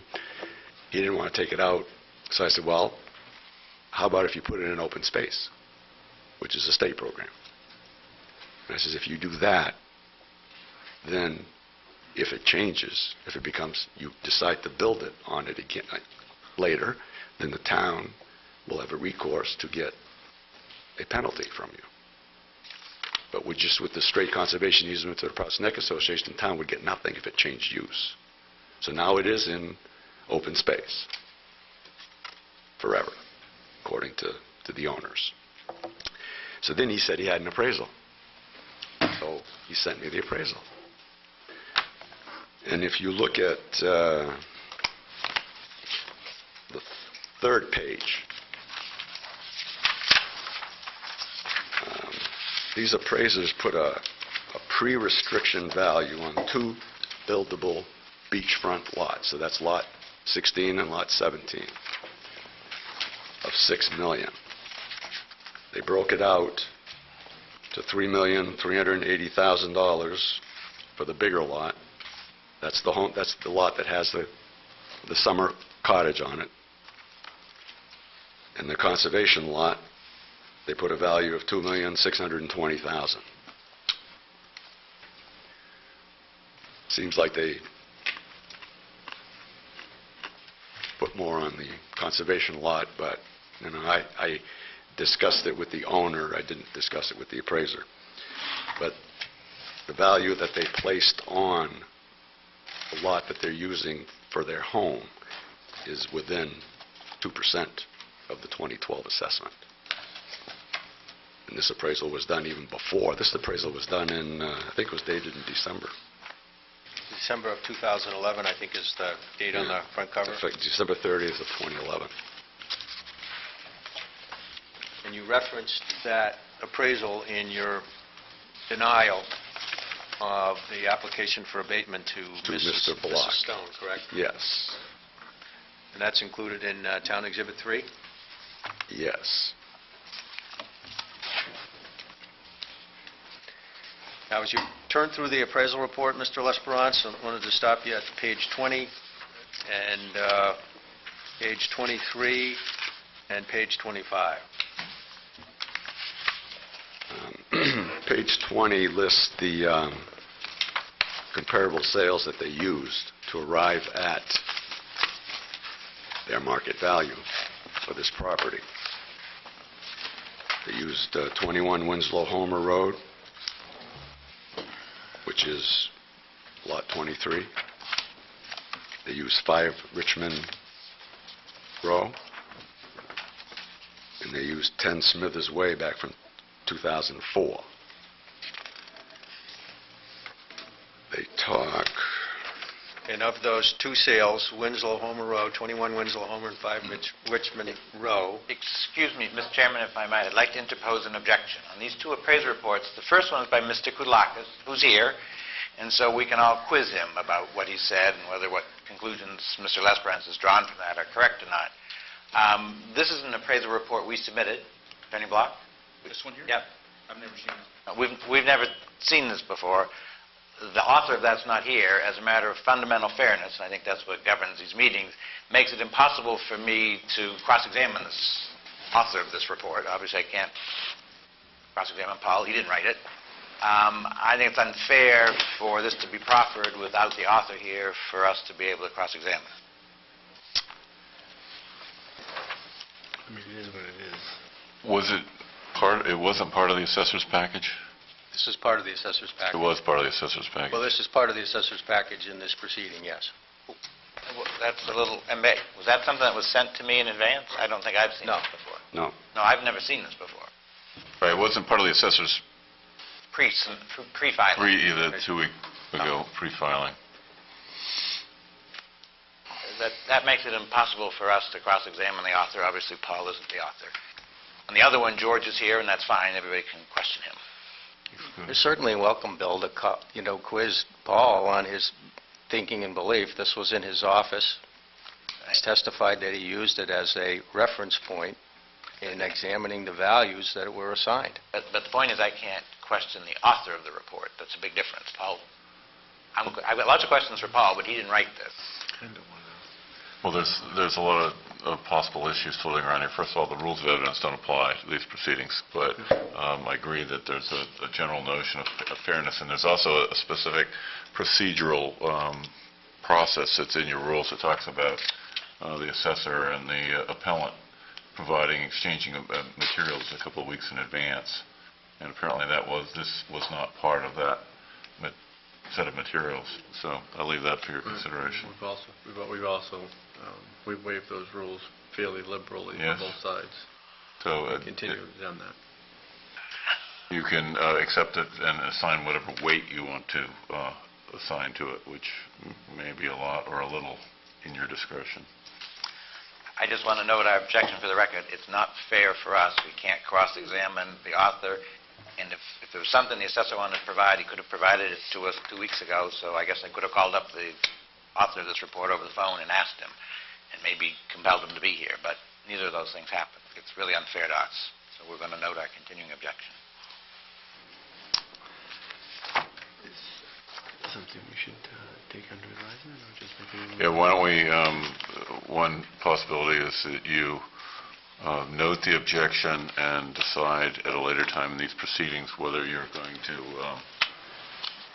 exclude the evidence or consider the evidence. You don't have to decide that right now.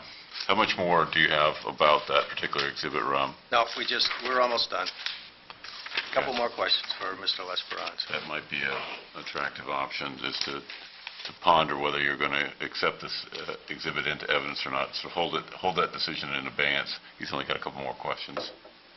And figure that out later. Okay. Objection noted, though. All right. Mr. Lesperance, we had in your exhibit Richmond Row. There's a reference on page 20, again, to Richmond Row.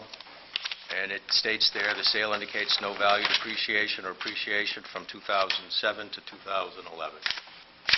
So apparently, Mr. Lesperance, somebody else shares your opinion as to the question about the Great Recession. Yes. Turning now to page 23, there's an adjustment grid.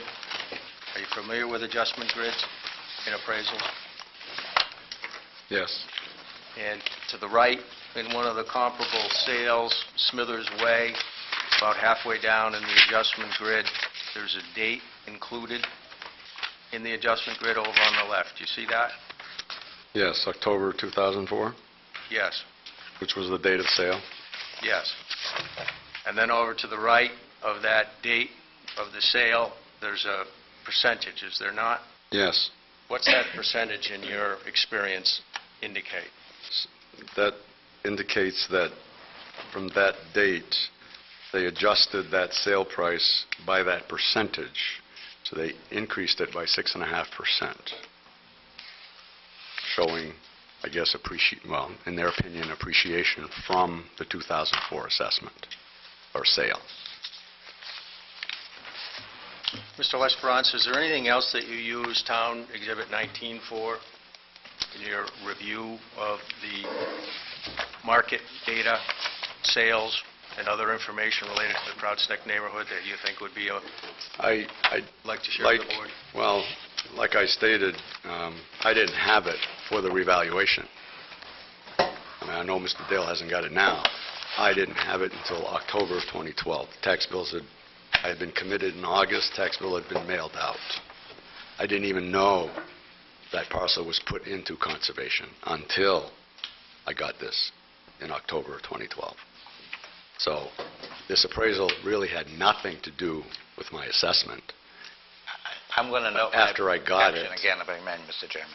After I got it, it supported my assessment. So that's all I'm going to say, I guess.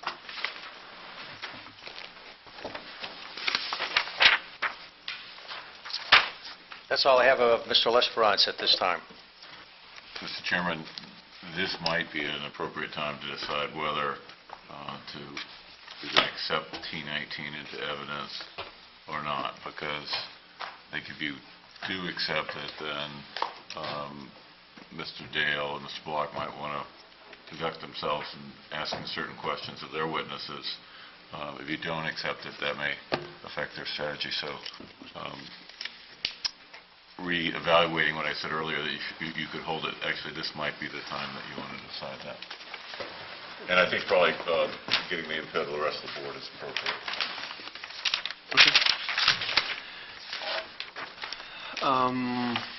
Any thoughts on T19, this appraisal that has come in?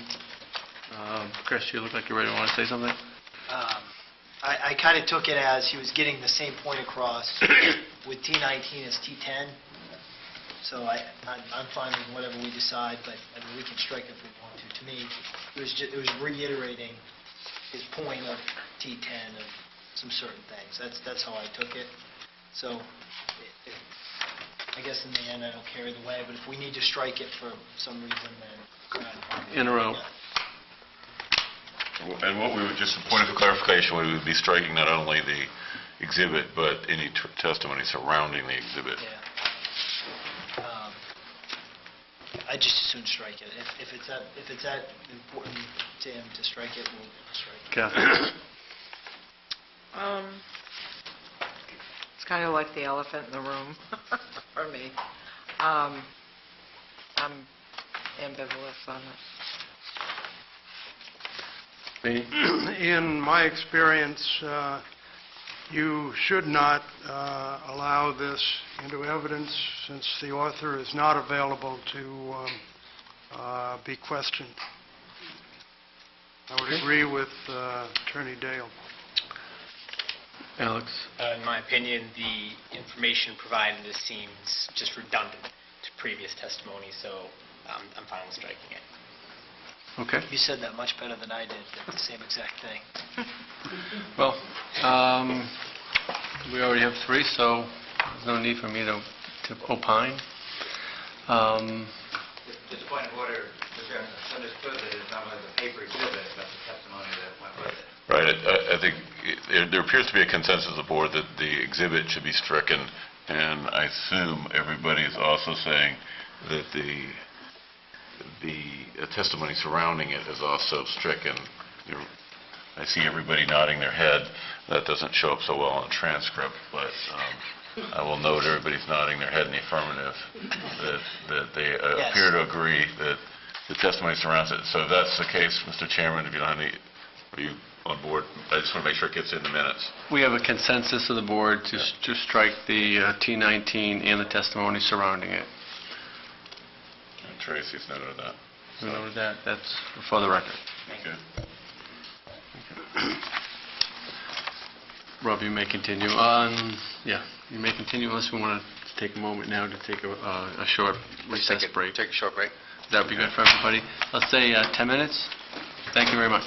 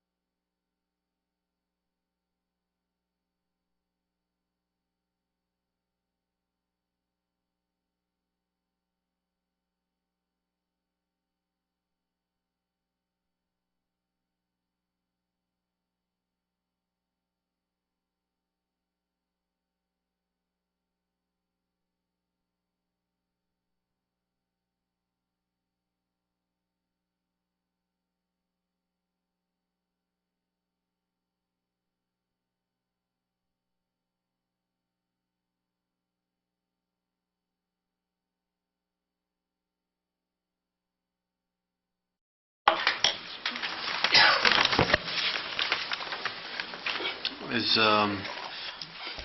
so is your red book, Attorney Dale The is divining point? getting ready for a rebuttal here. I take it, Cross-examination. cross-examination, excuse me. Thank you. Rob, did you have anything you wanted to just finalize before we started? No, thank you. Okay, and both parties are aware of, kind of after this cross, maybe a redirect, we are then going to hear from Mr. Ledoux, hopefully, so we can, let's stay too long. Okay, thank you, go ahead. Mr. Chairman, it is 8:30, and with due regard to your comment about getting Mr. Ledoux done tonight, so we don't need to come back for another night, do you all have a regular quitting time? Do you quit at 10:30 or 11, or? Yeah, we were discussing that. We try to find some sort of natural break in the process here, if we can. So it's hard to quantify it. So I was thinking, depending how long your cross was here, Rob's redirect, and Mr. Ledoux's testimony, I'd like to see where we stand at that point and what time it is, and we'll see if we're well into the witching hour at that point. Then it might be a good time to stop. Okay. My best guess is my cross of the assessor, any redirect, and any recross. Mr. Ledoux, we could all get done 10:30, 11ish. That's sort of what you had in mind. That'd be a good time. Recross is optional. Yeah. Yeah. Just so everybody understands, direct is when the witness testifies, cross is when I testify. And Mr. Lesbrand gets a couple words, and it's inadvertent. Paul, actually, yeah, go up to the lectern, I think.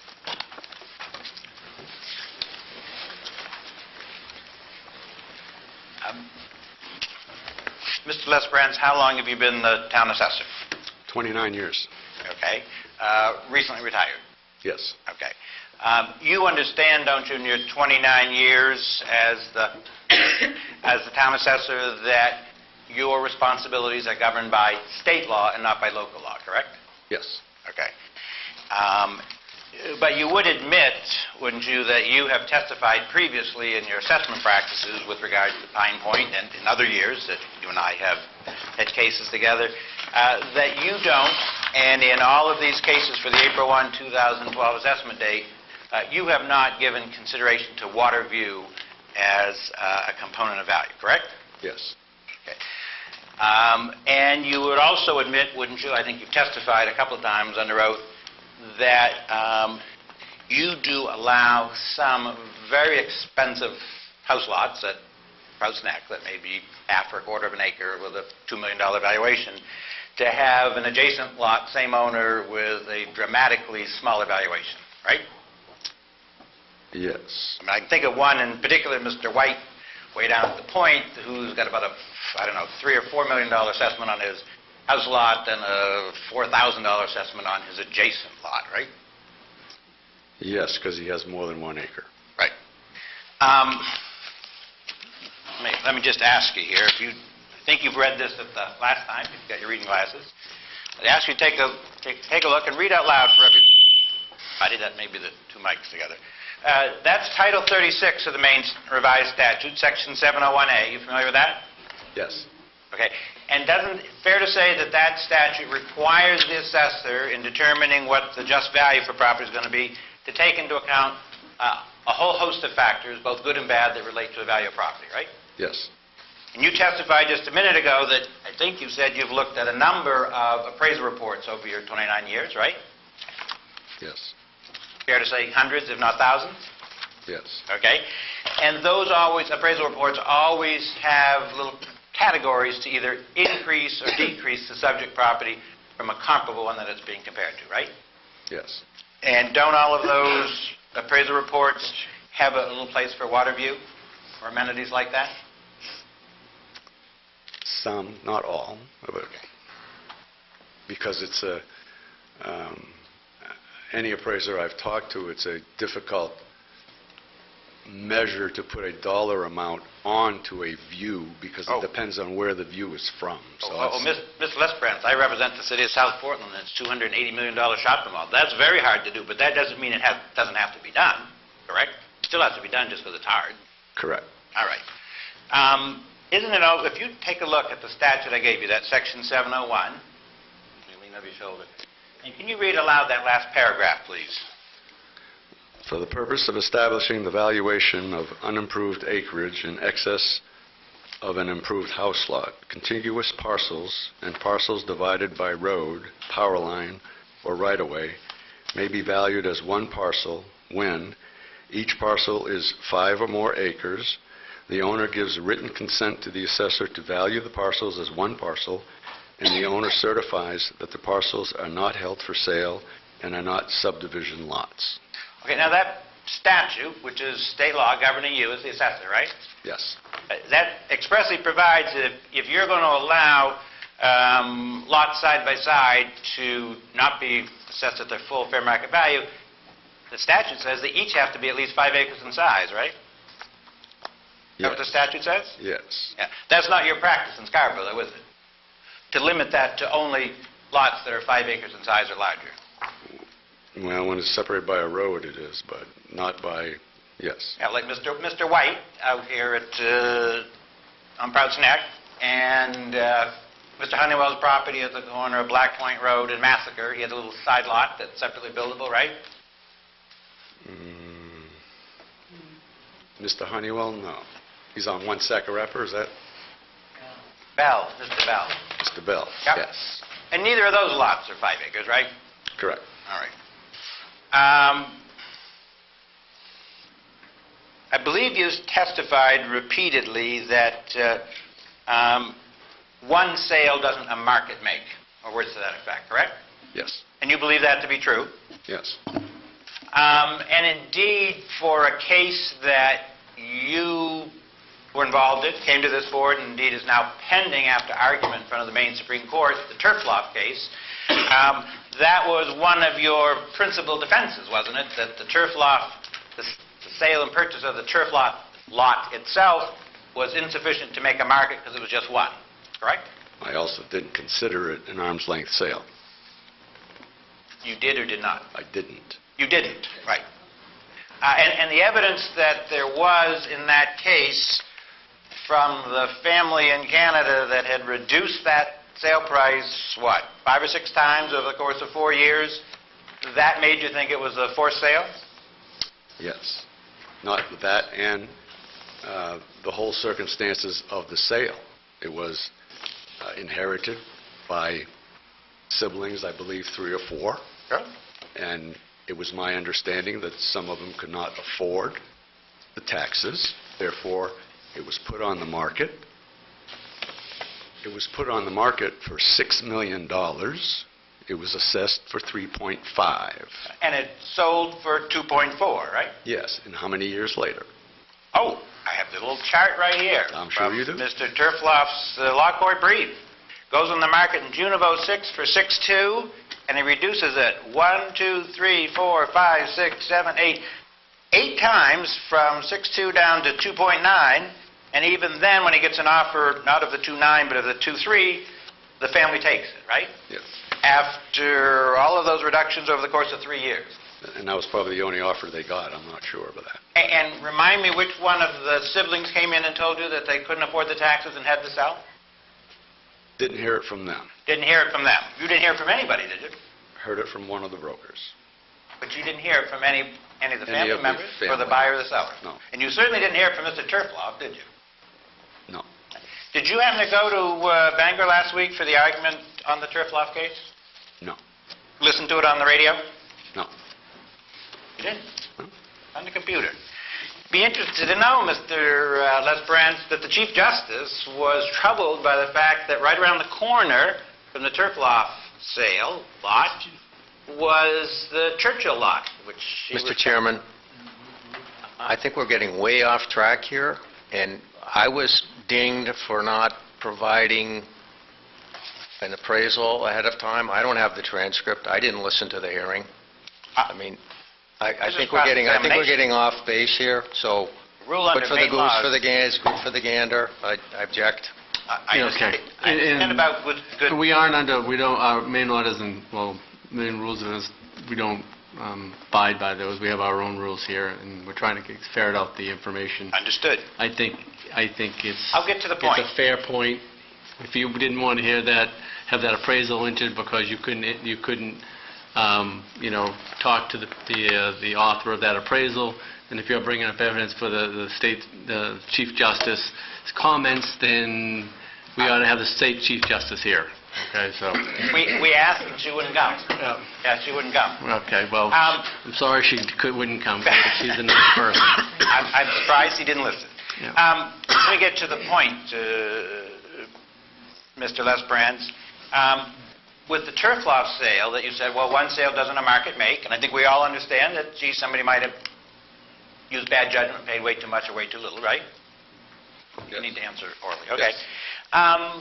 But in fact, right around the corner was the so-called Churchill lot that this board gave a reduction to, right? I believe yes. And I believe it was your testimony in the turf loft case that you didn't consider the reduction by the board to be a sale in the marketplace. So you didn't think at that point you had two sales, right? Correct.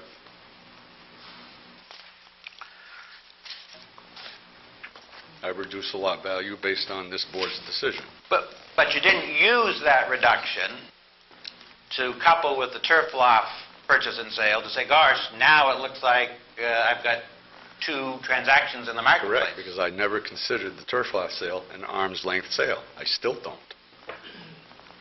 Even though you've never heard from anybody to the contrary? Yes. Okay. I want to inquire a little bit about the Great Recession. I gather it's your testimony, and please correct me if I'm wrong, in your opinion, the Great Recession never occurred with regard to land values in Scarborough, Maine, correct? What I testified this evening was that it never occurred to waterfront properties at Prout's Neck. Well, you also testified to that same effect in the Pine Point Higgins Beach cases, didn't you? Correct. All right. Just so you know... Yes, waterfront properties, yes, not... Right. If you're talking town of Scarborough... I'm talking town of Scarborough, yep. Talking residential... Residential, waterfront properties, and I believe your testimony... Now you're saying waterfront. Okay, yes. Waterfront properties, there's been no Great Recession. Okay. You would admit, wouldn't you, that in October of 2012, with regard to this case, I sent you a written request asking for information, specifically what sales you had to support the 14% hike in land values for my 10 clients at Prout's Neck, right? I think you asked me for all waterfront sales, not just Prout's Neck, I believe. All waterfront sales that I used. Well, in theory, I have that letter right here, Mr. Lesbrands. I'll show it to you. Well, I've got it too. Let me get it. Well, I've got two copies of it, just so you'd have one. This is my letter to you dated October 19, 2012. Increase in waterfront assessments, April 1, 2012. Dear Paul, pursuant to the right to know law... Excuse me, Bill. Do I get a copy of the letter? Thank you. Got one for you, too. Appreciate it.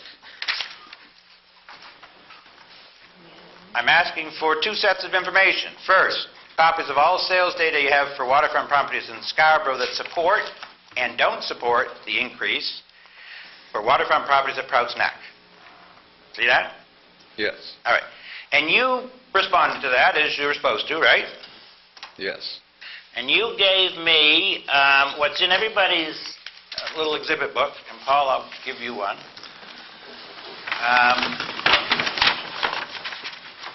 I've got one here, Bill. You got it, one of the little books?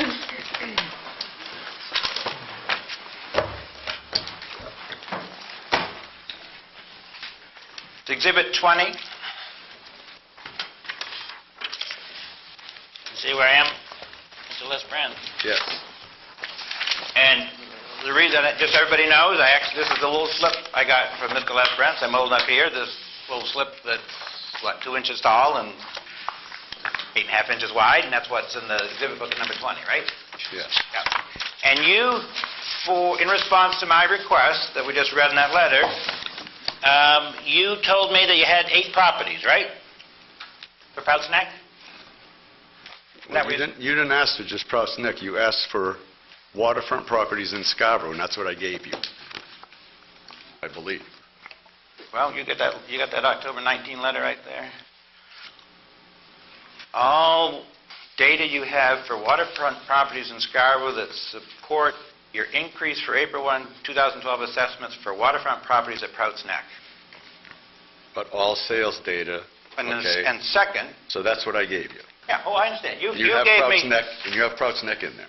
yeah, you gave me, I asked for Prouts Neck, and you also gave me separately, as everybody can see on their little exhibit 19, Prouts Neck, Pine Point, and Higgins Beach, right? Yes. And you colored them green. Okay? I'm going to ask you to, do you have one of my exhibit books? Yes. Okay. You turn, please, to Exhibit 20, right? That's that same little green slip where I just shown to you, right? Yes. I want to ask you about those 8 sales that are Prouts Neck and they're colored in green, right? Yes. Waterfront ones are colored Yeah, in green. yeah. The waterfront ones are colored in green. That's what we're talking about in my letter request and in our appeal tonight, right? Yes. Okay. So the first one is map 17, lot 15, right? Yes. Okay. Now that's a December 2007 sale, right? Can I get my Yep, sales please. thing? Yep, yep. So I can answer you correctly. And you know, Mr. Lefrenz, I have that full packet you gave me, if that's easy to look at. I've got it here, Okay. actually. Yep.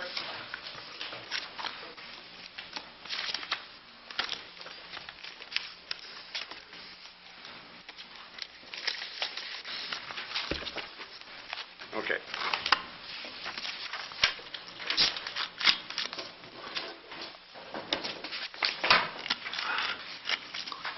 Can I give you the logbook back, or am I going to use it again? Or? You can give me the logbook back. I don't look at them very often, either, Les Francis. A bit of a nuisance, I admit. Okay, U-1715, yes, at 29 Massacre Lane. Yep. And that's a December 2007 sale. Correct. Now, let me ask you, Mr. Lesperance, we're talking here about April 1, 2012, right? Correct. Find my here.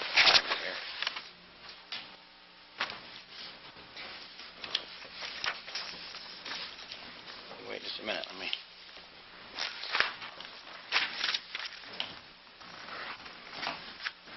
Black.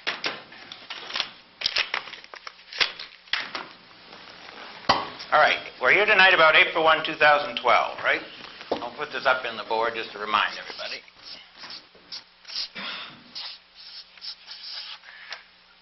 And this first one that you showed me is from, what did we just say, 2007? Yes. Okay.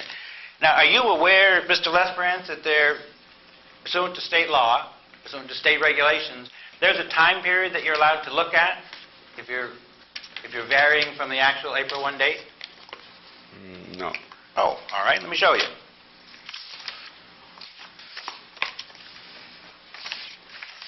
I'm going to show you what's a print off of the Code of Maine regulations. Okay? And this is 18-125 Code of Maine regulations, Chapter 201, Paragraph 3C, expanded sales periods. All right? I've highlighted in yellow. If you could read that first one to me. Expanded sales, if the current sales period does not contain the minimum number of sales required, the sampling period may be expanded as follows. Okay, and tell me what that says. 1, an 18-month period starting on April 1st, 1 year prior to April 1st assessment date, under review. But don't go too fast for me here. So April 1 of the prior year? Yes.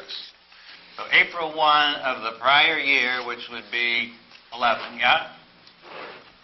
Running through September 30th of the tax year under review. So that'd be September 30 of 2012, right? Correct. So that's one option. Yep. And then it says, I think the reg then says, if that's not enough, you can expand it a little more, right? Yes. And what's that one say? Under 2, if an 18-month sales period does not yield the minimum number of samples required, sales may be drawn from a 24-month period starting at January 1st. All right. Keep reading. 15 months prior. All right, wait a minute. January 1st, that's 15 months early, so that's January 1 of 2013. 11, yeah. 15 months prior to April 1st assessment date, under review, Yep. and running through December 31st of the tax year, under review. All right. So there you go. We're here tonight on April 1/12. Don't take that back.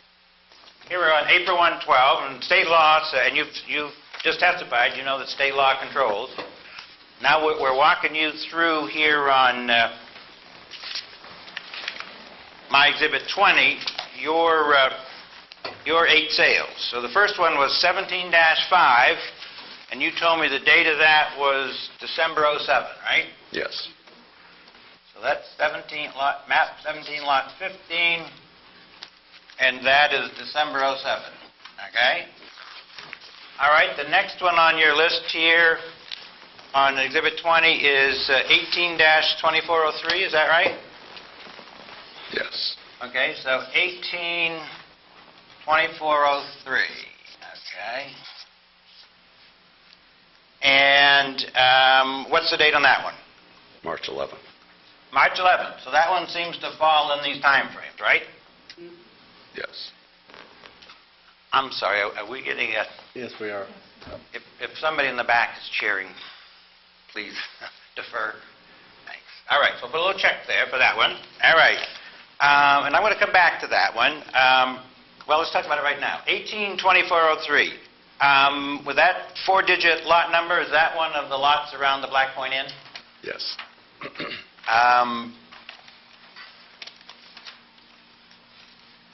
Do you know that that was in a sale to an abutter? Yes. Okay. And do you know that, just so everybody, to Well, bring everybody in the room up, I say that the deed came across in a different name, but it was mailed to where he gets his other bill, but it wasn't in his name. so you may have been technically different names, but as a practical matter, the same person or entity? Well, yeah, probably, because that's where the bill goes, yes. Understood. Okay. Keep everybody in the room here. The Black Point Inn was a large, old-fashioned inn in the middle of Trout's Neck, right? Yes, Got reduced in size, the building itself, yes, and the excess land generated by that sort of circled the old building, and that sort of excess land that got sold off in, what, 5 or 10 house lots? 14, 14 house lots, right? yes. Okay. Actually, 13. Okay, 13. Started with 14, but they combined one. And you know, don't you, that nobody considers all of these Black Point Inn, those excess lots, we just talked about 13 or 14 of them, nobody considers those arm's length sales because you had to be one of the major league investors in that whole operation to even be able to bid on that, right? You could have bought in if you weren't a partner. That was my understanding. My understanding, well, Mrs. Craig can correct us because she knows the score, you had to be a $500,000 to $1 million investor in that little operation about the inn before you could even bid on these. Is that your understanding? The partners were all allowed to bid, but I was told by another person that you also could have bid, but you would have had to pay like $50,000 or $60,000 just to be allowed to bid. All right, so we'll put a little asterisk. That's a little bit funky. All right, let's go. What's the third one here on your Exhibit 20? 18-2405, right? Yes, What's the date on that one? that is January of '07. January of '07. That doesn't look too good, right? That's outside our state law limitation. Well, that's, I guess if we're going to discuss this state law limitation, I always thought that limitation was for using state valuation sales, but maybe I'm wrong. I don't know. But Okay. that the state has never found fault with any of my sales analysis. And I believe what you're quoting is for state valuation purposes, where towns don't have enough sales. No. Where towns don't have enough sales to arrive at a value to set state valuation. Am I wrong? Yep. I am? All right. Well, good, because we got the director here, and we'll see what he says. Yeah, we will. He's sneaking out the back door right now. My recollection of your testimony in the Pine Point Higgins Beach matters, in response to a question from Attorney Schumedine, who represented the property owners there, was that if you're wrong, that in fact there was a Great Recession on waterfront properties in Scarborough, that you would have to admit that using sales data from before the Great Recession to value something for the April 1, 2012 date would be an error. Remember that? But there wasn't any Great Recession. No. That's your opinion, and we understand you've testified to that. Yes. But the question posed to you by Attorney Schumedine was, assume for the moment that you're wrong, and all the rest of us are right, that there was a Great Recession. Using sales data from before the Great Recession to value something for April 12 after the Great Recession would be a mistake, would be an error. Remember saying that? If there was a Great Recession, yes. I'll agree to it, Bill. All right. Well, I've got it right on the flash drive. We can put it right up on the board if you like. I'm Want fine, Bill. to see it again? I No. agree to it. All right. So if there's a Great Recession, using this 07 sale is questionable. Huh? All right. What's next on your list here? That was 3 of them. The 4th one is 19-1, right? Yes. 19-1. You got a date on that one right there? I believe it was June of 2006. June of 6. So again, if there is a Great Recession, which you dispute, but if there is, this looks like using sale data from well before the Great Recession to value something afterwards, correct? Yes. Okay. That also resold after the Great Recession. We'll get there. According to you. Okay. I'm just going by what you gave me here on Exhibit 20. I asked you, tell me what you've used, and you showed me these 8 in green. Okay. Next is number 5 is 19-6, is that right? Yes. All right, you got a date on 19-6? 6 and 6A, that was November of 2011. November of 2011. Okay. Yeah. And that's the old one that we're not supposed to know, but we all really know is the NFL commissioner, right? Yes. Okay.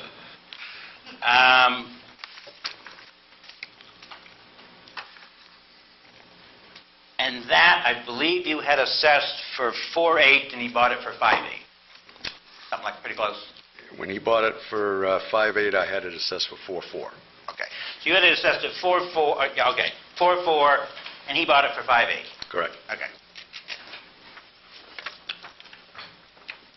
That's trouble for me.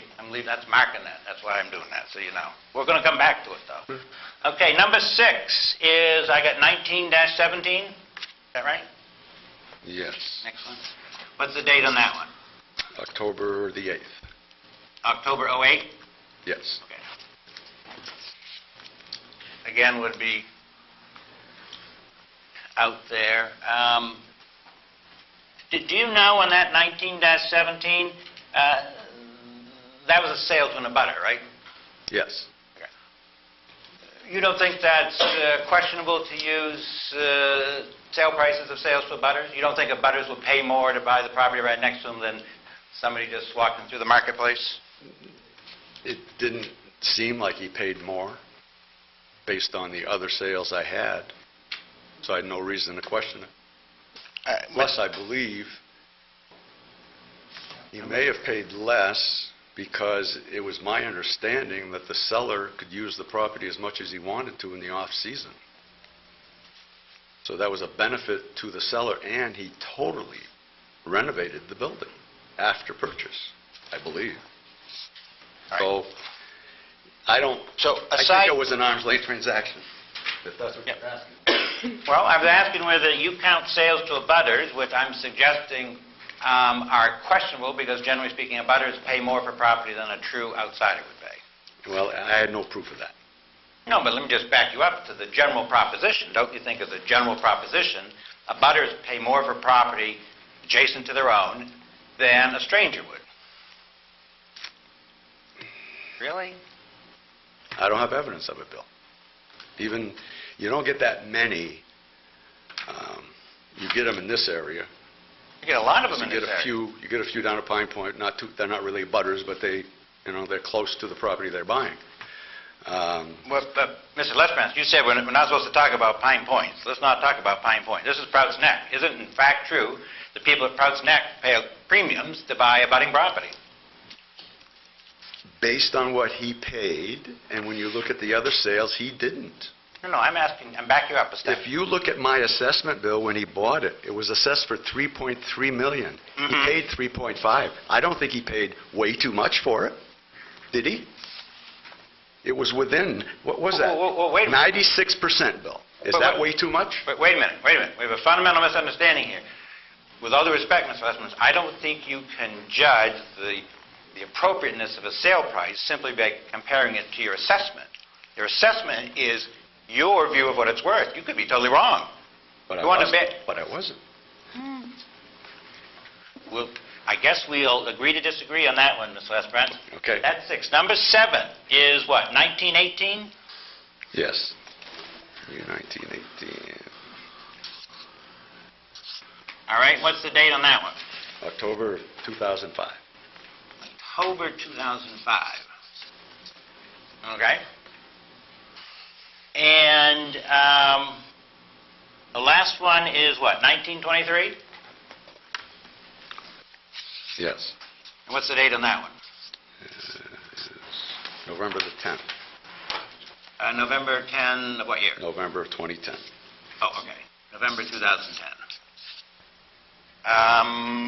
Also outside that date. Now, in November 2010, that's the infamous jewel of the neck, right? Yes. And so this is the one, just in case everybody's wondering, this is a property everybody thinks in Prout's Neck is the fanciest of the fancy, arguably. Mr. Lesperance?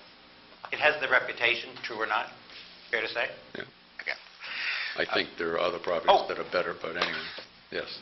Beauty is in the eye of the beholder, Mr. Lesperance. We understand.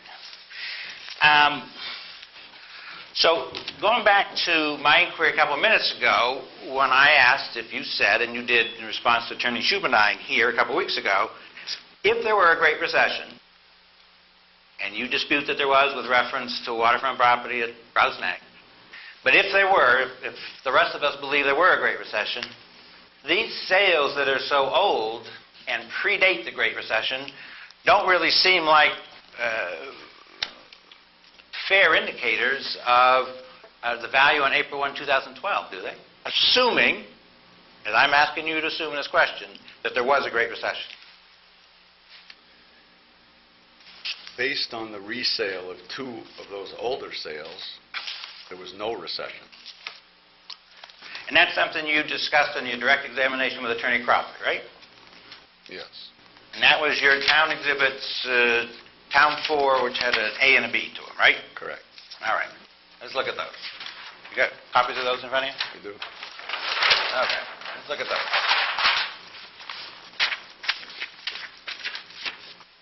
Okay, let's look at Town 4B. That's the one that's got the, Mr. Lesperance has got the additional sales in the middle of the page. Okay.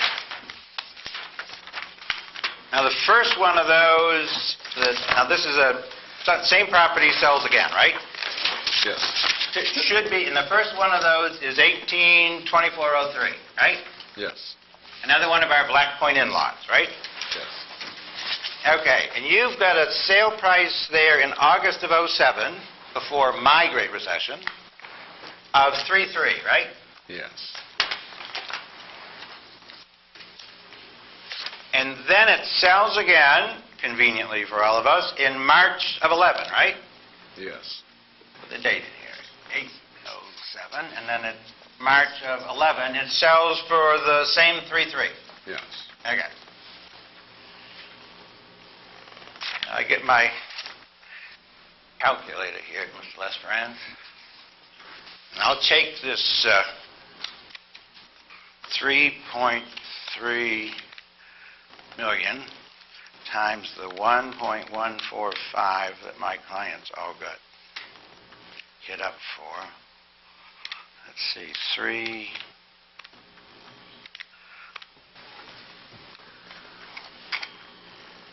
multiply that times 1.14. That's 3,762. 3,762. What did you do? Well, no, what you did for April 1, based on this data, for April 1, 2012, you multiplied all my guys' assessments by 1.14. But you're What'd you multiplying a selling price, not an assessment. Oh, well, great. Let's get back to that. The assessments, No. We're both looking here at T4B, right? yes. And I'm looking at what happened in the marketplace. Not what happens in your office. What happens in the marketplace. Property in '07 sells for 3.3, and whatever that is, 4 years later, it sells again for 3.3. And if you're correct that there's this 14% hike in the marketplace, From my assessment year, which was 2005, well, not from a sale price. I didn't factor any sale prices, Bill. so you're telling me that you used not sales data in the marketplace? I used But sales, you used I your used sales let me data, Let me finish. compared the sales data to my assessments to arrive at the factor. I know, but that assumes that your assessments are correct. You're right. The sales data in the marketplace is it sold for 3.3 and then it sells again for 3.3, which would be 3.76 if it really went up 14%, and if it didn't, it stayed flat. I said my assessment went up 14%, not that sale price. I can see that sale price. All right, let's look at the next one, which is, we do this, 19.1, Yeah, Jocelyn Road, right? yeah. Sells in June of '06 for $4 million, right? Correct. Is that right? Okay. $4 million, and then 7 years later, right? 10, 13, is that right? Yes, It sells for 3.9. correct. I'm guessing even I can see that that's not going to be a 14% hike there, is it? No, It actually went down. 2%. Well, yeah, but 2% down as opposed to 14% up. Again, what's the assessment? I'm talking about the data in the market. You're appealing assessments here, Bill. No. We're appealing the discrimination that occurred on our property having our values increase 14% when there was no such increase in the marketplace. That's what we're appealing. Based on those Well, I two don't- sales, now go look. I don't want to get into it. It's not appropriate for us to argue. Okay. And we're about to get admonished, and we probably both deserve it. All right. I know. Let's keep going here.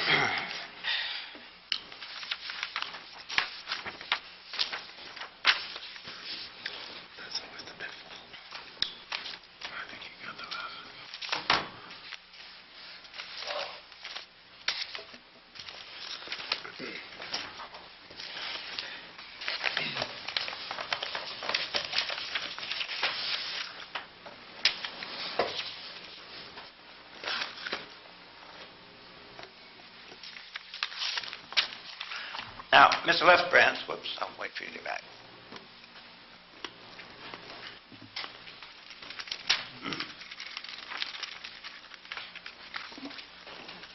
Ms. Lesbrand, you were here earlier this evening and heard my opening statement about those 16 fancy house lots, starting here at Higgins Beach on your map. I can't remember, does it go 101 to... 102. Yeah, it's one at the top. Okay. So that area is sort of by the Piper Shores Retirement Facility, right? Yes. It's mapped R101, which is one of my exhibits in my book here, right? I think that's number 13. Right? Yes. 101. All right. So here's Higgins Beach. I've indicated in red, and I'm showing you the red marker. Higgins Beach, and those land values went up 14%, right? No, 20%, I believe. 20%. Okay, 20% for April 12 for the land values in Higgins Beach. And then we come by, and I won't go through everybody again here, but, Bob Crispin's very fancy house and Doug Tim's very fancy house, right? Yep. Great big assessments on them, right? Well, want me to read them to you? Yeah, no, I remember. They're about $2 million on the land. $2 million on the land, $1 million on the buildings. Yeah. No question, pretty fancy and so forth. We continue all the way down here. We read through those. The next one is the middle one. That's R102. This great big one here is Herb Gins. That's like 30 or 40 acres. Is that some sort of conservation easement or something on most of that? Not that I know of. Oh, so Mr. Gins' whole 30 acres here is assessed at $2 million? 2.2. 2.2. And his grandson's house lot next door, which is 2 acres, is also assessed at 2.2? No, about 2. 1.9, maybe somewhere. So the grandson... Because the home site, the 1-acre home site is valued at 1.9, as Mr. Gins is, and then all his excess acreage is valued as excess acreage. Okay. I'll tell you, Mr. Lesbrant, you can doubt me if you wish. I checked last night online, and the grandson, Clifford Ginn's site, is 90,000 square feet. So that's a little bit what the deed says. A little more than 2 acres, right? Correct. So that's... Because that's the zone calls for that. Right, understood. And so that's $2 million, and his granddad's great big piece here, which has got a palace of a house, right? Well, Pretty spiffy. Well, you've got $2 million on it, don't you? on the building? Yeah. I don't Let me look. I got it right here, Mr. Leslie. I don't remember what I have on the building. Well, I think we got it right here.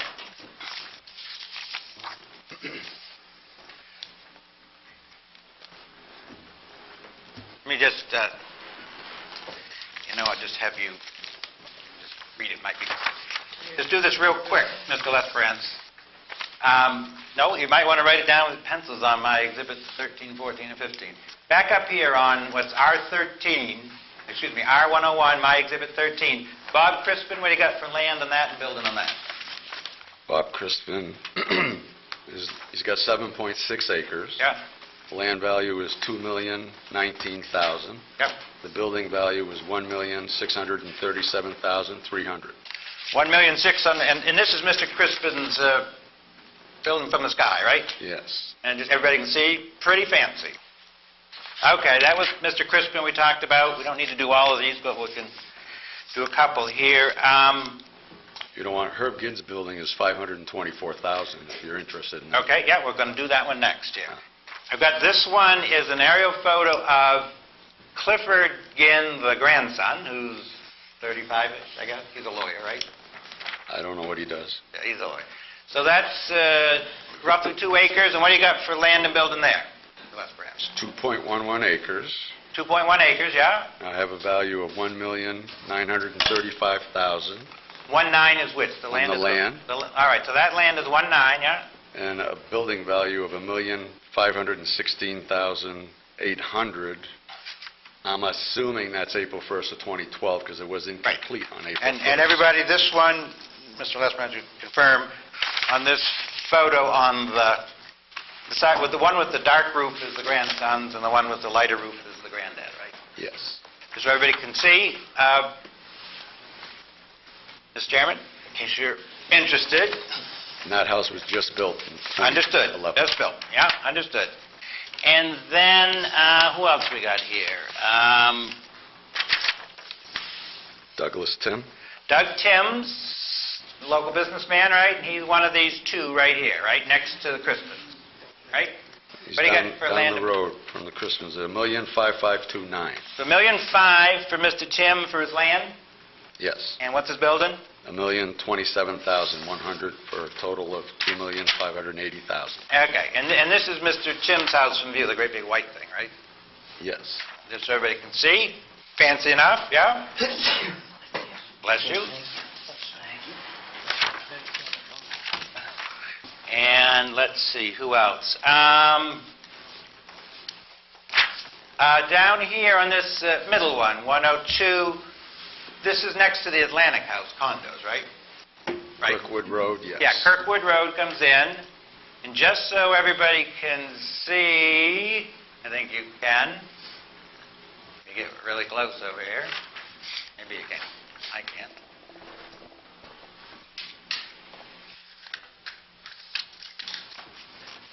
So everybody knows Kirkwood Road is that second lower red line, and or that's Marion Jordan Road, and this one's Kirkwood Road. Okay, so up here at Kirkwood Road, next to the Atlantic House condos, Peter and Donna Rubin, another lawyer in town, right? Yes. And this Mr. Rubens is one of these 3 or 4 house lots right here next to the Atlantic House, right? Yes. And this is the picture of his, the one with the light-colored roof? I'm not sure of that one, but yeah, I'll believe you.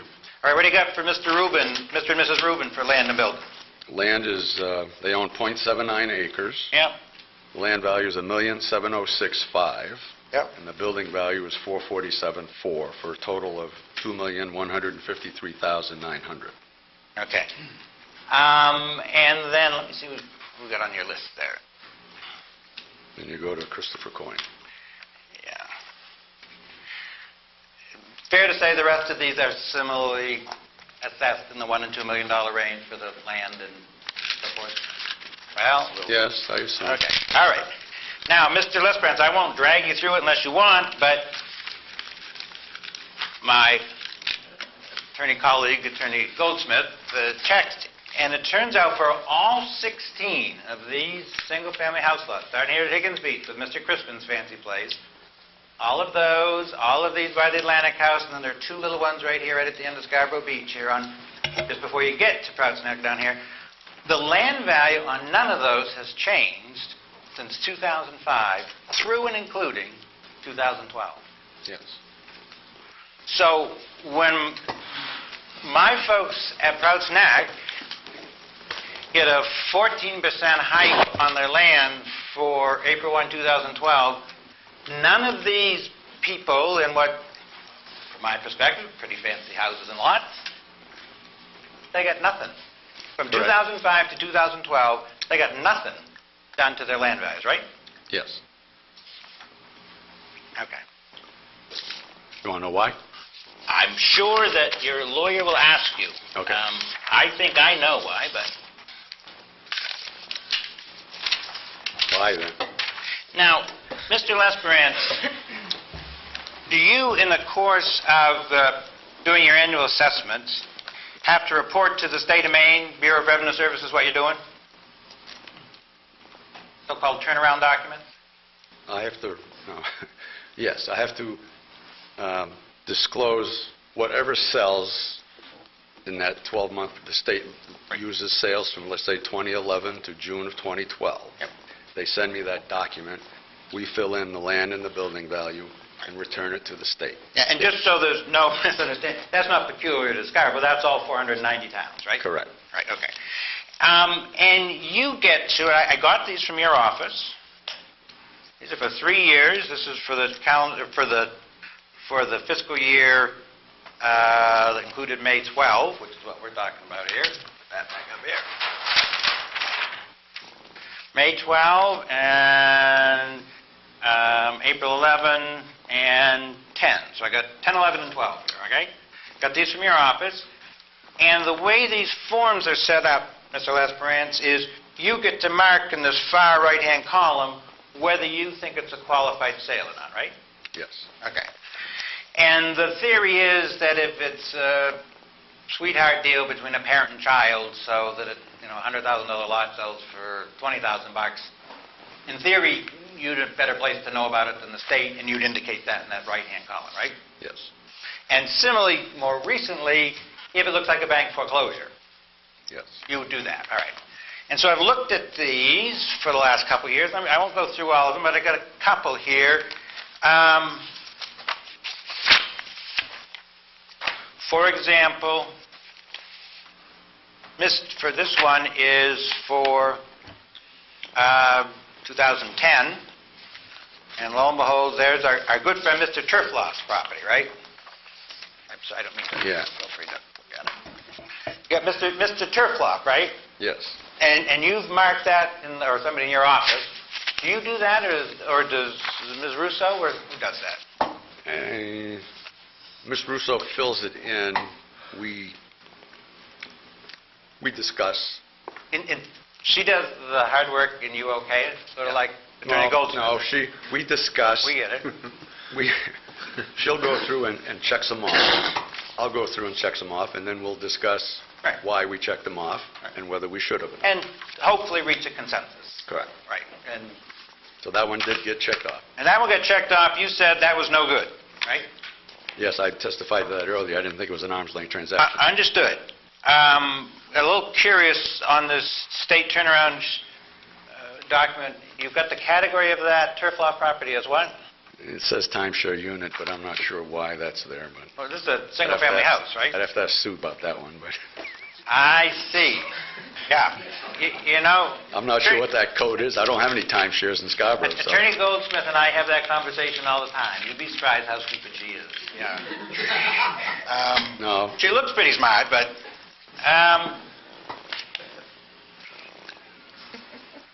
here's one, 2011. Somebody else you all know. Who's it? I don't mean to not let you read it. Soleimani. Mr. Soleimani, right? Soleimani. Mr. Soleimani. He was here, right? Yes. And this one you have not checked off as no good, correct? Or have you? I don't mean to... Yeah. It's not checked off. I don't know if it went into the study or not. That I'm not sure. I'd have to check the sales study for that year. Just because it's not checked off there, when the state comes to do state valuation, we go over things again. And some sales that I exclude get added in, and some sales that I don't exclude, the state takes them out before they do the state valuation. So I can't say for sure if it was in it. And my understanding is that the fellow who normally would do Scarborough lives in Scarborough, right? No. Is that backwards? I thought the fellow who would normally do Scarborough lives here, so you have somebody else do it. Who's your board member that's not here? That was the choice of the state. The state... Who's not here tonight? Yeah. Well, Dave, but whether he Dave, would well, do... help me. I don't think the Help me with state this. would allow him to do Scarborough, if that's what you mean. Yes, that's what I was trying to get to. But that's their decision, not mine. Yeah. Yeah. So, yes, Ledoux's you're right. like Attorney Goldsmith. He's not that smart either. We know that. Who's the gentleman's last name? David Buffard. David Buffard is a member of this board, right? Former member. No, former member of this board, right? Yes. But the general rule was because he lived here, didn't seem appropriate, at least apparently from the state's perspective, for him to... And maybe because he worked for me, too, I'm not sure. Okay. That might have something to do with it, too, I don't know. Okay. And this is Mr. Soleimani's purchase for, what did he buy it for? $950,000. $950,000, and you had it assessed for what? About $1.8 million. Or no, 1.5, I'm sorry. Yeah, 142. So $1,567,000 roughly.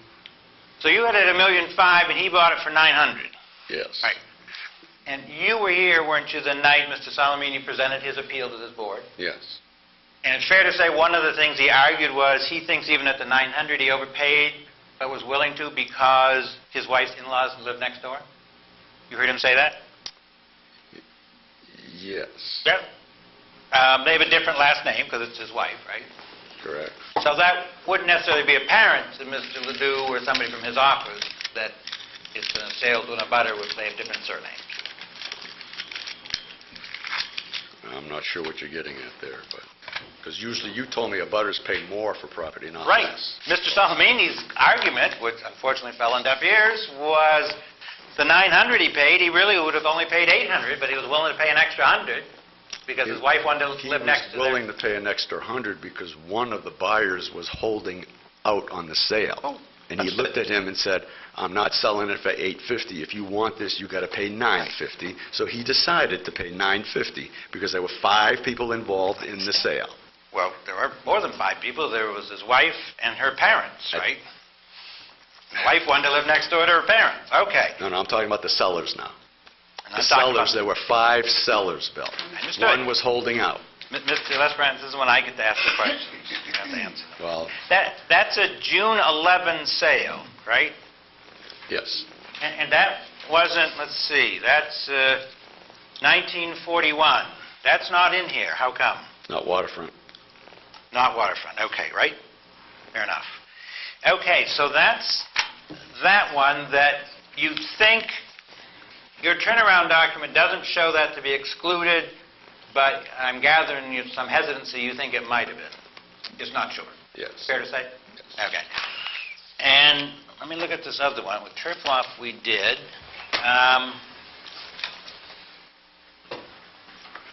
Then this is the turnaround document 2012, which is the year we're talking about. And this one I've got in yellow. Can you read that for everybody? I don't mean to. That's Daniel, BPI Partners to Daniel Mosley. Now, Mr. Mosley is, heaven forbid, another lawyer, right? In New York City? And I believe a partner also Partner in the BP. in the BPI. Yes. Right. Okay. And this is a mark that you didn't use it, correct? Correct. Assessed at $1,000,001. Assessed at 1.1, and he paid, I'm sorry, $650. $650. And why didn't you use that? Why is that marked X not to be used? Well, I had 3 sales between 4 of those lots sold between 1.2 to 650. Yeah? And in order to reduce him at 650, I would have had to reduce the other 3, and I didn't feel one justified it, so I didn't use it. I didn't abate it. He's still assessed for $1,000,001. And again, it's an interior lot. It has nothing to do with waterfront lots. So I don't know why we're talking about it, but Well, because part of what we're talking about, Mr. Lesbrance, is to test which sales you validate and use and which ones you don't. And my question is, isn't it possible that when a couple of those BPI lots sold for 1.1, it was before the Great Recession, and when this one sells after the Great Recession, it sells for only $650? and maybe there was a Great Recession for interior property, but not waterfront. I see. I think I testified to that earlier. Well, you testified you didn't think there was a Great Recession, certainly. Waterfront property.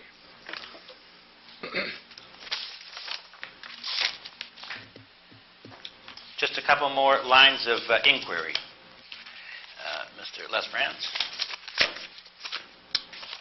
Please call me Paul. I'm trying to make the record look good. We want to look so that when the Chief Justice reads this, she'll think that I spoke well of her. And I may go to that one. Yeah, well, you may have to. I didn't know I could go, Bill. Well, absolutely, you can go, and you can also listen to them on your computer. Sit right in your office, that's what I did. Good for you. I think your town exhibits, town 4, then A and B, we've talked about all of those sales with the same 8 sales that you had given me on that little green slip. Yes. Or the slip that you marked in green, all right? So we've talked about those, okay?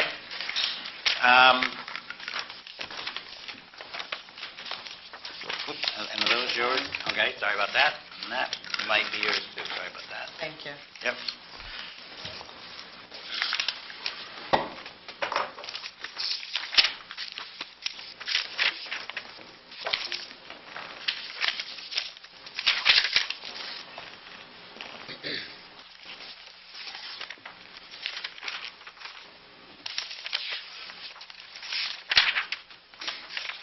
Are you familiar with the form that the state of Maine requires local assessing offices to use when they decide whether to validate sales? Yes. Okay. And is that a schedule that you and Ms. Russo follow? Pretty much. Okay. So to the extent there are, I'm looking at the list here of the, 15 bullet factors that the state lists, about right, 15? You need to answer. Yes. Interfamily are considered, quote, unusable? They could be. Not necessarily. And again, that's my example. If I sell my $100,000 lot to my daughter for $20,000, you'd look at that and say, gosh, That's unusable, correct. Okay, all right. Intercorporate, same way? It depends on the sale bill. That's one of the reasons you can exclude one. But it doesn't mean you need to because it was intercorporate or interfamily. When the state staff member comes down to your office to go through those turnaround sheets, how long does that take? They do it here in your office? No. I'm sorry, you need to answer orally. For the No, they don't. once I send that in, they computerize that data. And it's all done in Augusta. Then he comes down, spends sometimes a day or two going over the sales, looking at my property records cards. He's making sure that, as an assessor, I'm not adjusting just the properties that sell to make myself look good. He looks at the abatement applications. He looks at the veterans exemptions. He looks at all kinds of things. Okay. And you have in a given year, what, 250 sales? Round number? Probably now, yes, because the market isn't quite as strong as it was, let's say, 5-6 years ago. Okay. For some unknown reason, I understand, it wasn't the Great Recession. Out of like, what, 8,000 parcels, 8,500 parcels? Yes. Okay. And the person from the State's gotten all your data electronically, including your and Ms. Russo's reconciliation of which ones are qualified or not, right? Yeah. Yes. Yeah. Paul, for the record, for the mic, Yeah, I know. nod of the head won't work. And then that person comes down and spends a day, maybe two, in your office going over your records, right? Yes. And talking to you about these 250 sales. Yes. And how does that person, when he comes down from Augusta, know when there's an interfamily sale and parties have different surnames, that that's an intrafamily sale? If I included it, he doesn't know. So if you've If missed... I excluded it, he may ask me about it, or he'll just accept my exclusion without asking me about it. Okay. So if you've missed something like that, if you've missed it, probably he's going to miss it. But if I've excluded it, I think there's a code there, so I would have put it down there as interfamily so he'd see it. Right. So if you catch it and exclude it, he may ask you about it, but if you miss it, he's probably going to miss it too. If I missed it, it's because I thought it was a valid sale. Not all interfamily sales are excluded. I told you that. Well, don't, Some people, don't get pesky with me, well, Mr. Friend. you're making me repeat myself, and Mr. Lesprance, remember when you and I had the Dick Weekly case? of course, Yeah. Mr. Weekly, a guy from Texas, had a couple of properties out to Prout Snack, right? yes, We went to the Maine Supreme Court, Mr. Weekly, Mr. and Mrs. Weekly and I, right? We won, right? You need to answer. yes, Yeah. And indeed, the case was structured such that it came back to the Board of Appeals that had to put a specific number on the property, right? yes, And the Board of Appeals did what the court sort of suggested, which is use the sale price, right? I don't think the court suggested anything. They just said you got to adjust the assessment. They didn't come up with a number. Okay, and it came back, and lo and behold, the local board at that time did just what the Weeklies had been asking, which was to put on the sale price of the assessment, right? Yes, Yeah. And the very next year, you went back and changed both of those, didn't you? I changed the land value, yes. Been to the what- what it Maine was. Supreme Court, been to this board, and the next year, you changed it right back again, didn't you? Because I had sales to justify it. And he didn't Right. appeal. And you know why, Mr.? Because I was sending him legal bills. He didn't want to keep paying legal bills. You wait just a moment, Mr. Lesbrand. You should have advised him that he'd have lost I advised him quite well, and we won. Thank you. the first time.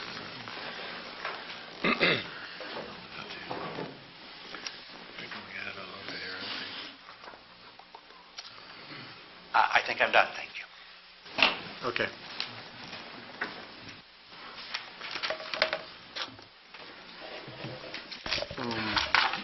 We'll let him have a seat here. Robin, you want to redirect? Yes, so there's a few questions. Do you have your own book? Or is it Yes, mine? I have mine. Yeah, you don't have any of mine? Okay, good. No. Excuse me, go ahead.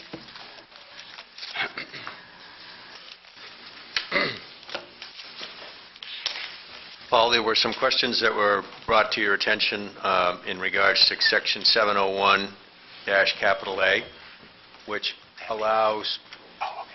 for purposes of the abutting lots in the same ownership, a merger for tax purposes. Could you just, for clarification, explain to the board what your understanding is of Section 701A, what you do in Scarborough, and whether you know of other communities in the state of Maine that do something similar to what you do? I believe other communities do the same thing that we do. It may be different as to how they do it, but if somebody has at least a 2-acre house lot and it only calls for half an acre, we assess the acre at the home site rate, which is the high rate. If he adds, as Bill was talking about with East Point, I can't remember who he was using, but that person built a second home on his lot, and it's like a 6 or 7 acre lot. So I'm assessing the first acre at $4.4 million. The next home site is just part of the excess acreage. If and when it breaks out, it will be assessed as a separate home site. The reason we do this is, let's say you've got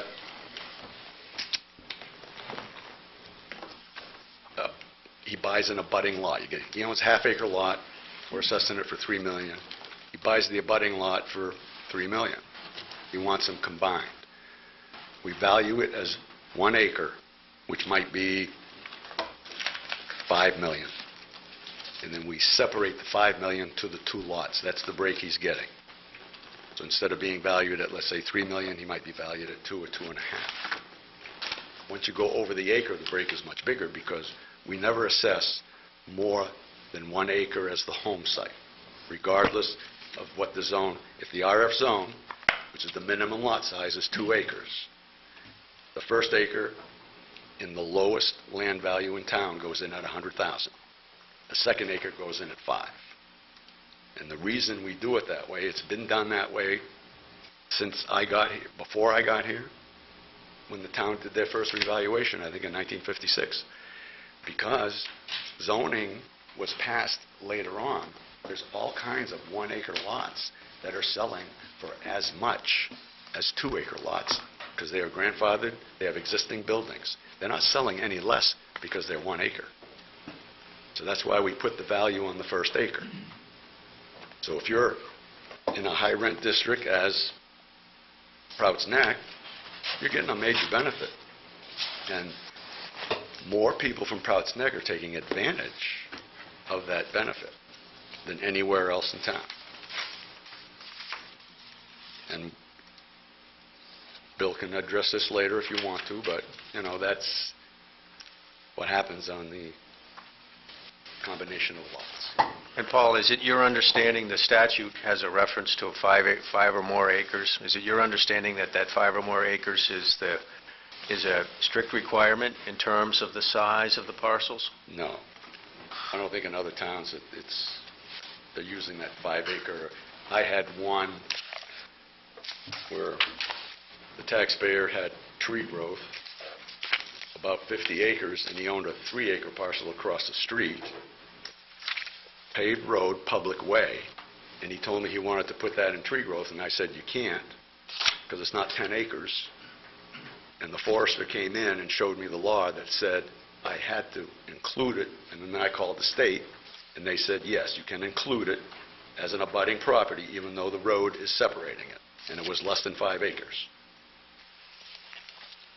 So, not sure if that's what you wanted, but... No, I think you've explained yourself. And so, if I understand your testimony correctly, if a person has an adjacent lot that's undeveloped, for purposes of assessment, they can contact you, as it says in here. They can consent to the assessor to value the parcels as 1 parcel, and contact you, and because it's under common ownership, and because although separate legal interests, they're not treated as separate because they're not separately developed, you give some benefit to that situation, to taxpayers who ask for it. Yes. And that's been the methodology and the standard in town for your 29 years? It was happening before I got here.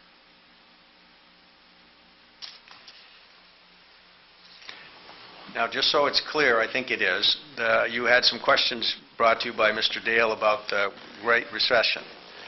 You don't take issue that the recession impacted residential properties in the town, do you, overall? There was a recession, but you've got to remember that the sale prices are being compared to a 2005 assessment. After the assessment in 2005, there was appreciation in 2006. There was a little bit in 2007. Then property started leveling off, actually selling for less. But if you look at the sales, when you compare the selling price to the 2005 assessment, they're all coming in pretty close to 100%. That's the town overall, general. Yes, residential. Now, if you go to just waterfront properties, what evidence do you have as an assessor about the Great Recession, if any? None on waterfront. And if you look at these sales and compare them to the assessments, now the assessment here says 41 on T4A, it says 4111, but most of those assessments go back to 2005, unless they added something to the building or changed something or added more land. But that's, the whole land schedule is still based on 2005 sales data, townwide. Except for what I did in 2012, I increased waterfront, I decreased many condominiums, including Atlantic House condos, which is right in between the area, the yellow area that Attorney Dale is showing us. Those values decreased, and those are prime waterfront condominiums. They were affected. Now, Mr. Lesperance, you were quizzed by Mr. Dale on the fact that you included sales from 2005 forward up until the April 1st of 2012, and I think you've just explained why. That's the sales that took place in that period, Yes. and that's your measure. Now, if you look at Town Exhibit 4A and 4B, do you have those in front of you? Yes. It's true that the more recent sales that are identified in there all came in at assessment ratios below the April 1st assessment, is it not? Yes. This would be the November 11th sale and the November 10th sale? Yes.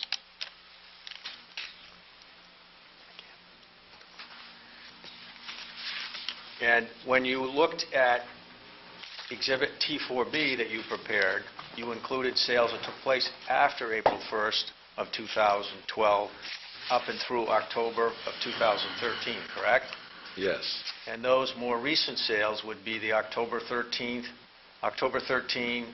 the October 12, and November 12 sales that are listed in there, which would be for 2 Jocelyn Road and 34 Sackarapple Lane and 35 Winslow Homer Road, correct? Yes. And each of those sales, granted after the fact, come in at a ratio as compared to the 2011 assessment below, do they not? Yes. Somewhere in the range between 78, 83% ratio, correct? Yes. Now, you were asked some questions in connection with the Department of Administrative and Financial Services, Bureau of Taxation, rules of procedure used to develop state valuation. Do you have a copy before you? No. Would you like one? Sure. Now, I think in response to some questioning from Mr. Dale, you indicated that you thought that these rules that you were being quizzed on, and specifically we're looking at the expanded sales period, which is 4 or 5 pages in, under Yes. I letter got it. C. Do you see that? Yeah. Is it your understanding that the expanded sales period here deals with the development of state valuation? Yes. And so your use of the sales for the time period since 2005 isn't something that's done for state valuation purposes, is it? No. It was done to do what? What I did? Yes. It was done to revalue the waterfront property at Prouts Neck.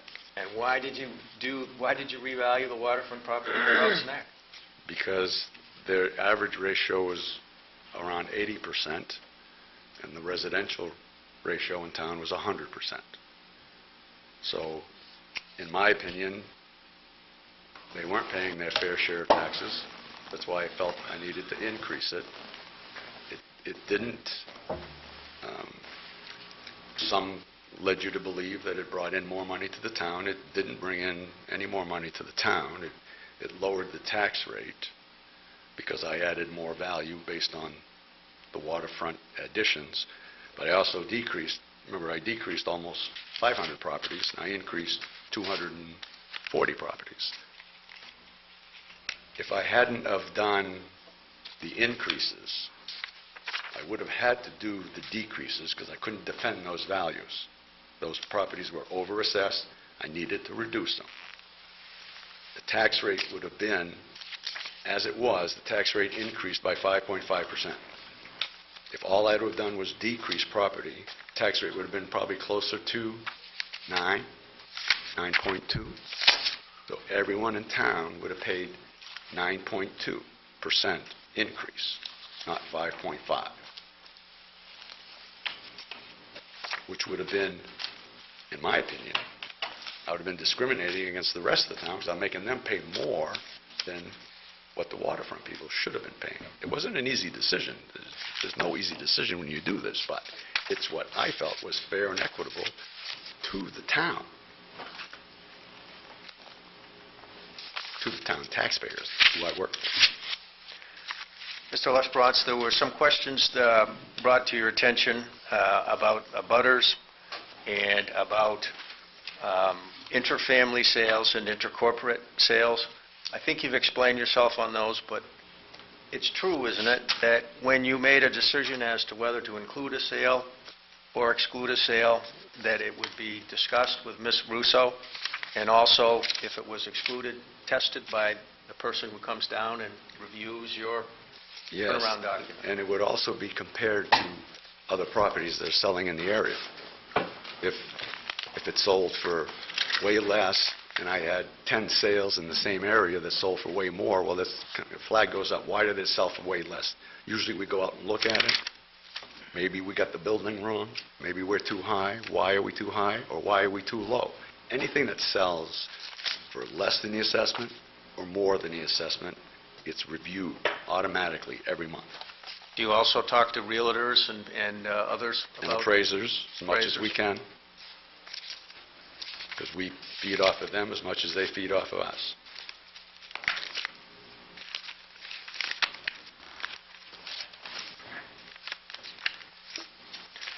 Mr. Lesperance, I think you testified in the previous proceeding as to your impression of the Weekly matter. And as I understood your testimony on that, you thought that Weekly was not an arm's-length transaction that was indicative of the market value. Well, it was one sale that the property sold for less than the assessment. And I believe I explained to Mr. Weekly I'd like more than one sale before I reduce values. Now, since we're talking about Mr. Weekly, U19 Lot 1 is Mr. Weekly. He paid $4 million in 2006 for a piece of property that I had valued at $2.5 million. I was very close to increasing that property to $4 million because the Supreme Court made me decrease because of the selling price. So I figured, well, if I increase it to $4 million, let's go see what the Supreme Court says about that.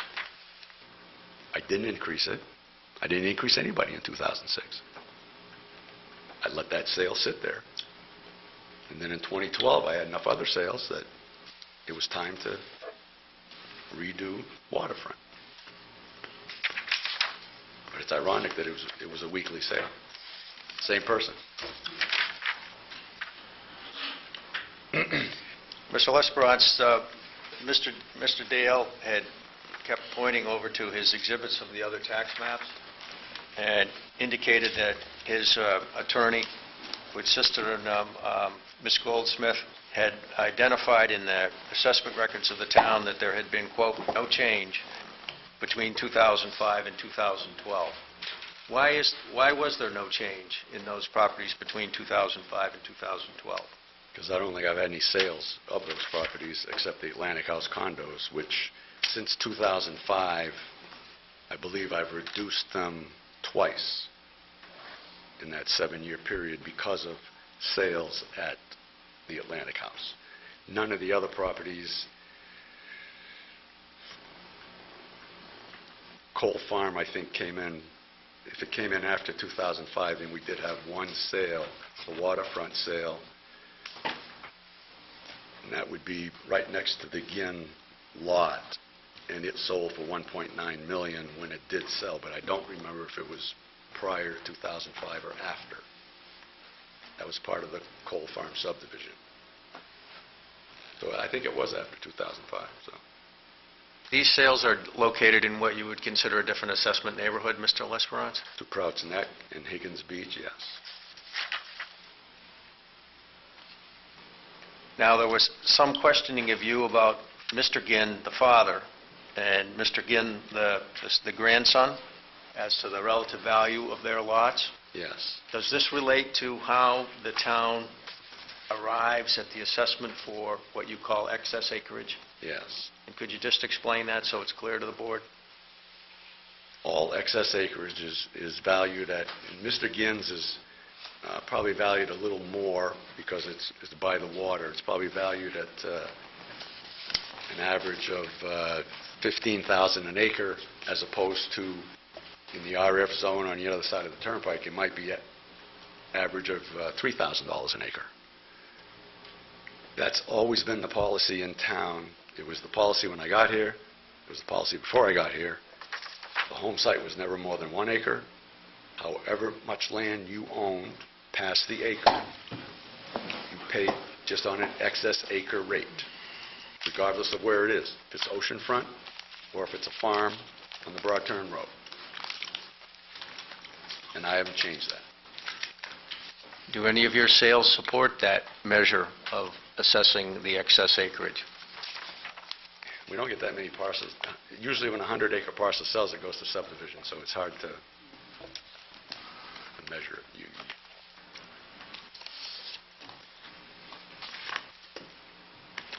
That's all I have, Mr. Lesperance. Thank you. Quick recross, 3 lines of inquiry. Mr. Lesperance, you just said, boy, when I got to 2012, now I had some sales. And we went over them at some length there on the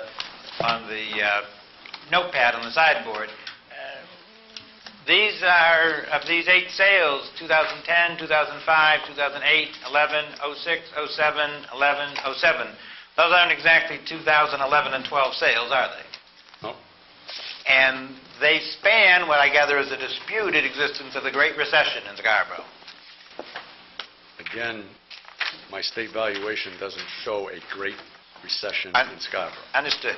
You also testified a minute ago that, gee, this reval really wasn't raising any more money or value for the town. I've got here, you gave me a copy of this. I said money.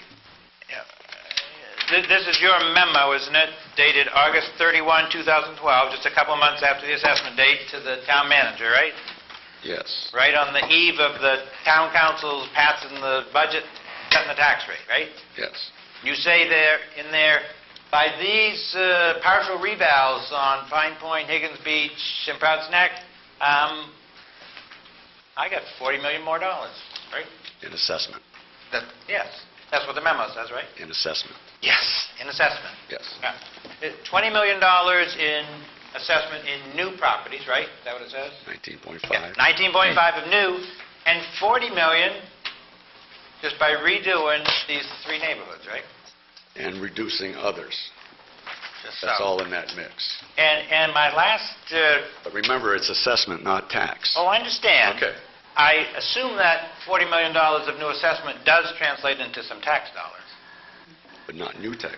Not more money to the town. I didn't raise any more money is what I said. But if my $2 million property got a 14.5% bump on its land value, I was paying more taxes, wasn't I? You were paying more. Yep. But I didn't generate any more money for the town. That's approved by the council. They set the budget, not me. I can only raise what they authorize me to raise. Well, you're the assessor, you set the assessments, right?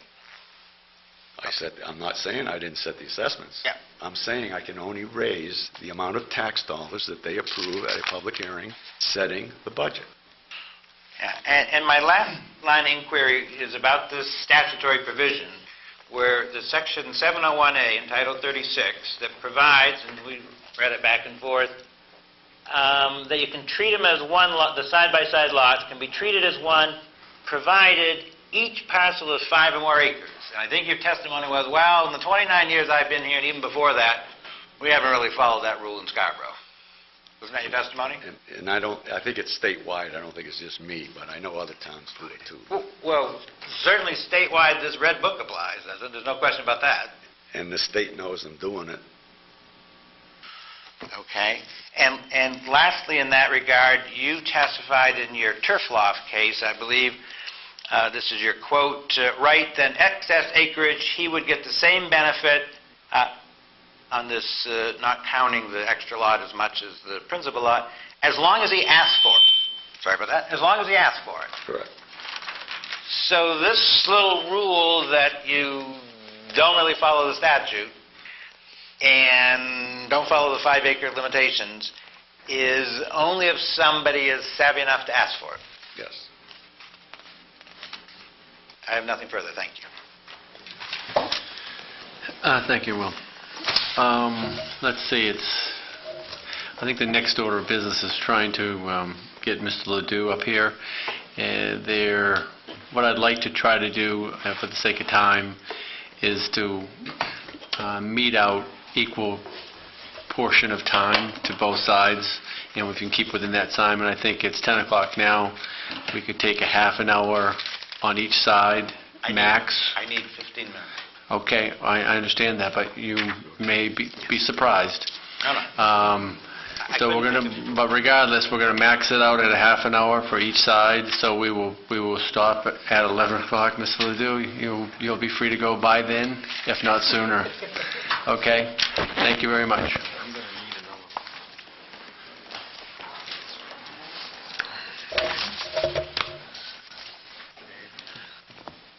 Can you state and spell your name, please? My name is David Ledoux. Last name is spelled L-E-D-E-W. Okay, and how are you employed, Mr. Ledoux? I am employed for the state of Maine at Maine Revenue Services as the director of the Property Tax Division. So far as the State of Maine Department of Revenue Services for property taxes among the 490 towns, you're the guy, right? Some people think that, yes, they do. I've heard John Block say several things about you in that regard. Yeah. Let's get right to the point, Mr. Ledoux. Let me show you what's marked. Everybody's got this, Rob. What's in your books, everybody, is the last exhibit, Crouch Neck number 21. And Ledoux, you want to take a look at that? Can you identify that letter, please? I believe that to be a letter that I wrote, sent to the assessor William Healy, August 22nd. Okay, and Bill Healy is Paul Lesperance's successor and the now current assessor in Scarborough, right? That is how I understand it. Okay. And how did you come to write that letter, Mr. Ledoux? That letter came about after we had done something of an extensive review of sales in Scarborough for the purpose of trying to determine whether the adjustments that were done for 2012 resulted in a more equitable level of assessment or actually a more inequitable level of assessment. Okay. And you sat here all night and listened to Attorney Crawford and me examine witnesses and go over exhibits, correct? Yes, I have. Okay. And did you have the benefit of all of that colloquy between counsel and witnesses when you reviewed what Mr. Rogers did? Absolutely not. Absolutely not. And indeed, that's what your letter says, doesn't it? Can I look at it again? This review was not a comprehensive review of all property record information of water-influenced areas. We encourage you to review each property and so forth, right? Right. So to the extent that there are sales to abutters, to the extent there are intra-family transfers, to the extent there are older sales, whatever, and all of the discussion we've had tonight, you and Mr. Rogers didn't have the benefit of that, did you? We didn't have the benefit of tonight's discussion. So your letter says to the Mr. Lesperance, Professor Keeley, my office has the authority under state law to look into these things. I've looked into it, and I've determined that further investigation by the state tax assessor's office is not warranted, right? Correct. Sorry. Yep. So you looked at all this, and you said, we at the state aren't going to do anything more about this, right? Correct. Right. Now, was this report, now, that's your one-page letter, and that's your work product, right? That's correct. All right. Now, that references this, I'm going to make up a number here, everybody, I'm fanning the pages, is 25, 30-page report that Mr. Rogers did, right? Correct. All right. And even Mr. Rogers makes that same sort of disclaimer in his, he's got like a 3-page cover memo that then goes with his 25 pages, right? That's correct. Right. And he says, I haven't done this extensive examination of all these sales either, right? Effectively, yes. Yep. Was Mr. Rogers, sounds funny when I say that, I don't mean to be glib, but Mike Rogers, we all know, very nice guy. Mike Rogers got a cover memo on this to you, and it's dated August 5, right? Correct. And what's the date of your letter? August 22nd. All right, so 17 days in between. How come the 17-day delay between the date of his letter and the date of your letter? Part of it had to do with the fact that we had our annual property tax school during that first week in August. Okay.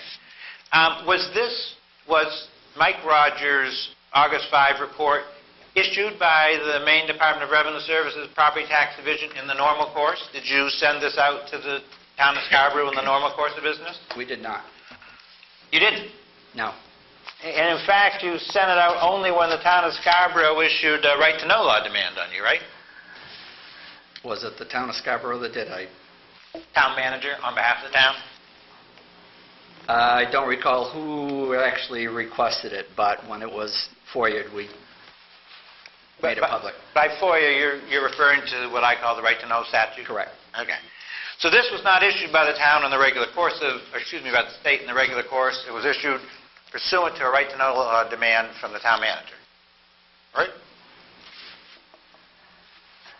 Again, I don't remember if it was the town manager that actually made the request. But somebody on behalf of the town. That's correct, yes. Okay. Was not issued by your department. And your letter simply says, let me see that again. I have a copy, sir. Oh, you got one with you? Okay. And your letter from August 22 simply says, we've determined that further investigation by the state tax assessor is unwarranted. Correct. And then a sort of disclaimer paragraph that says, please understand this wasn't a comprehensive review. Right? Right. I have nothing further. Thank you. Mind if I call you Dave? Absolutely. All right, thank you. Dave, a couple questions about your letter first, and then a little bit of the process about this. Were you involved in the July 15th meeting with the taxpayers who requested the review of the assessments? I was not. Did you hear about it? Yes, I did. Who was involved in that? I believe it was Mike Rogers and Steve and Joe Sally from our office. And then sometime after that meeting, there was a decision made internally at Maine Revenue Services to do a review? What was the date you said again? July 15th meeting with taxpayers up in, I believe that Mr. Rogers and somebody else came down for the meeting? We had actually done a good part of the review at that point. Done a lot of part of the review? We had done a lot of work at that point. And the reason for your doing the review, was that part of the 2014 state valuation? It was not this expanded review, if you will. What we do with respect to state valuation each year is we do look at all the sales. We determine which sales are usable and which ones are not. We determine ratios for each municipality in the state. Where we can, we determine ratios for different classes of property, whether it be commercial, condominium, timeshare even, certain segregated neighborhoods, waterfront, any class of property in which we have at least 8 usable sales, we will generally do a sales ratio analysis.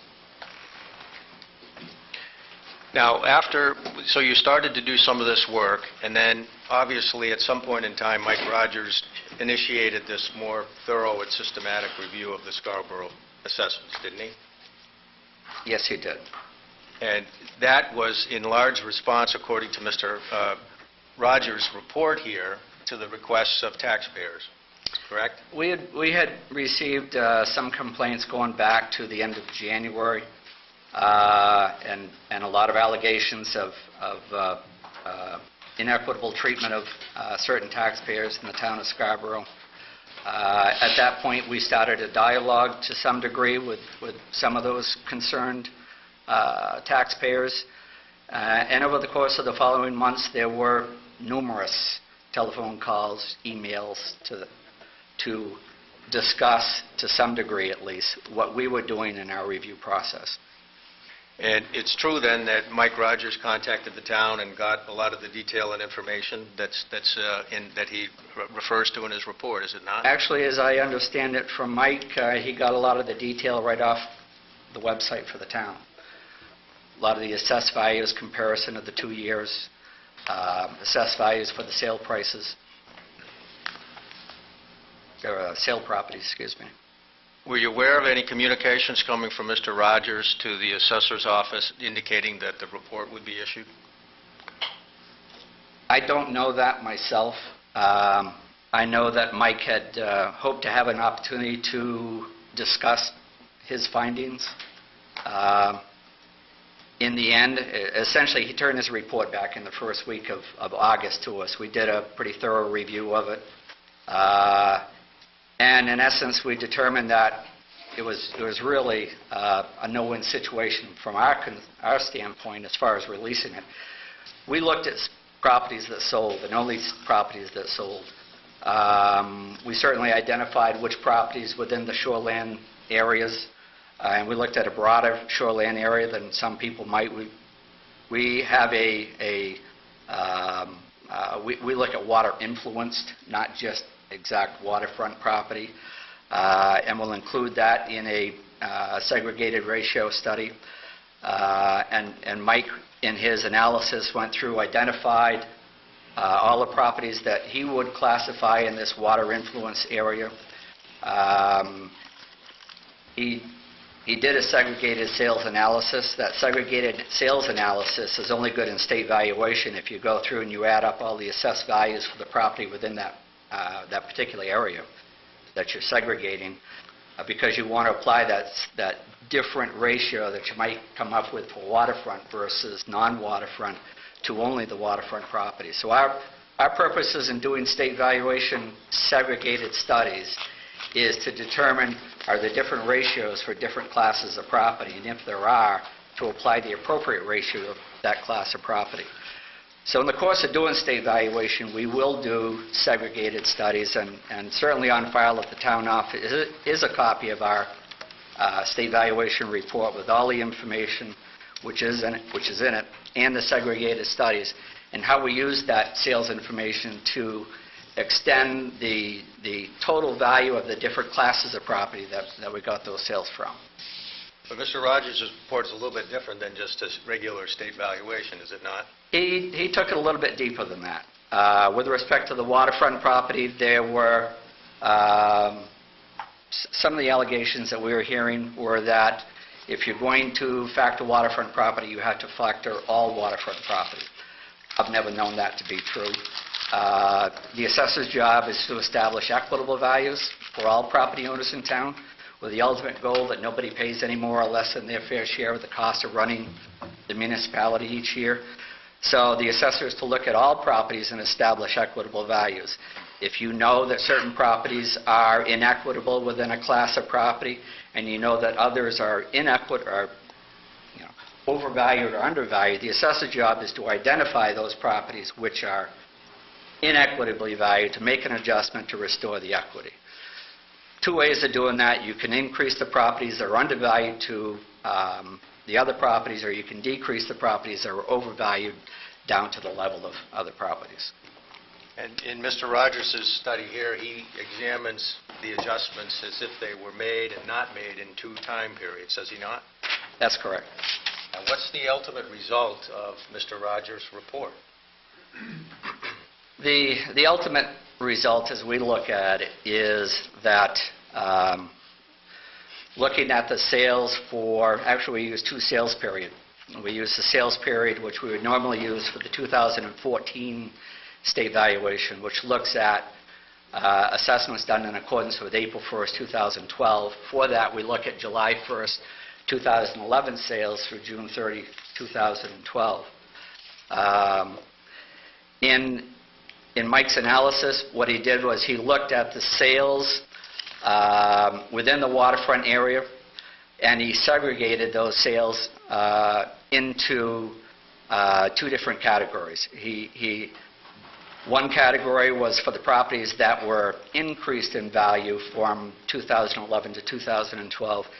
The other category were the properties in which the assessed values did not increase or were decreased. And when he looked at the difference between the two categories for what the ratios would have been had the town continued to use the 2011 values versus the new 2012 values, the result was that had the adjustment not been done, there would have been a greater inequity between residential, commercial, condominium properties and waterfront properties that were not adjusted upward compared to the properties that were adjusted upward. And the properties that were adjusted upward, if they had not been, would have come in, I think it's around 79-80%. It's in the report. Whereas after the adjustment, they actually came in something in the mid to upper 90%, closer to the level that other properties were assessed at. So from the standpoint of the review that's completed in here, the adjustments that were made for 2012, did they improve the quality of the assessments? They improved the overall equity of the assessments in town, in our opinion.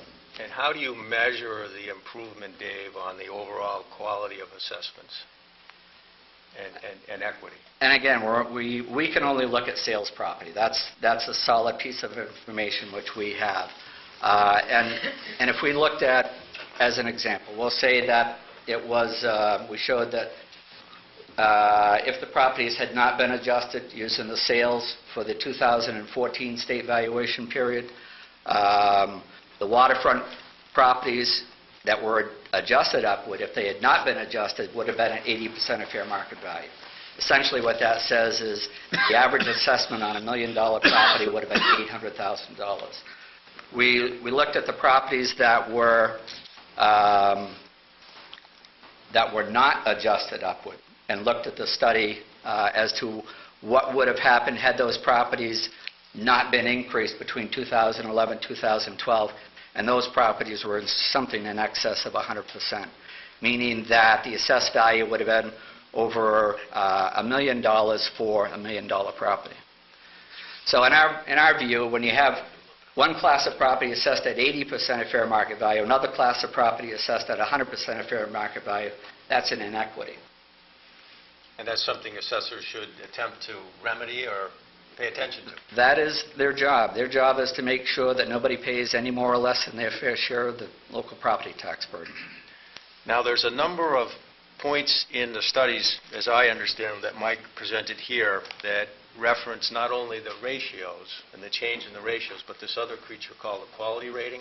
Correct. Can you explain to the board what a quality rating is and why it's important? Quality rating is actually more important than ratios in our mind, because Constitution of Maine, Article 9, Section 8 requires that all property taxes be assessed equitably and in accordance with just value. Just value meaning fair market value. It doesn't say at fair market value, it just says equitably in accordance with. So the Constitution requires assessors to establish values that are equitable compared to other properties in town. The ratio is the number which everyone seems to focus on, and what the ratio does is it tells you how the local assessed values as a group compare to the sale prices. What is the ratio of assessed value to sale price? The quality rating is the measure of equity, which is what the Constitution speaks to. So what's more important is that everybody's treated equitably. Now, the ratio is the standard of measure that we use to measure that equity level. Quality rating is, in essence, a measure of the coefficient of dispersion from the average ratio in a sales ratio analysis. So if we look at 270 sales and we see that the average ratio is 100%, what that means is, on average, all properties are assessed at 100% of fair market value. It does not say that all properties are assessed at 100% of fair market value. What the quality rating is, it's the measure from that 100% as to how much the average sale price deviates from the average ratio. So what the legislature has put for a standard in statute is municipalities have to maintain a quality rating of 20 or less. And essentially what that means is, if you have an assessment ratio of 100%, and half of the properties are assessed at 80%, and half of the properties are assessed at 100%, technically that meets the quality rating requirement in statute for assessments. So the legislature does not want to see assessments higher than that particular level. So the lower the quality rating, the more equitable the measure of quality or equity within that particular municipality. So the objective, if you're making an adjustment, is to improve your quality rating? The objective is to have a quality rating of 0, whereas every property is at exactly 100% of fair market value. Markets don't work that way. Markets are a little bit subjective as far as market price is concerned, market value. You'll even find differences amongst appraisers if you were to have them appraise the same property, and they weren't to communicate with one another. You could hire 5 appraisers to do a single property and probably come up with 5 different values. So it's an inexact science, and that's been recognized by the legislature, by the law court, that it is not a perfect science. And in the studies that Mike Rogers completed in here, with the adjustments made in the 2012 assessment, isn't it a fact that the quality rating improved because the quality ratings came down in each of those studies? I'd actually have to take a peek at that number because I don't have that committed to memory.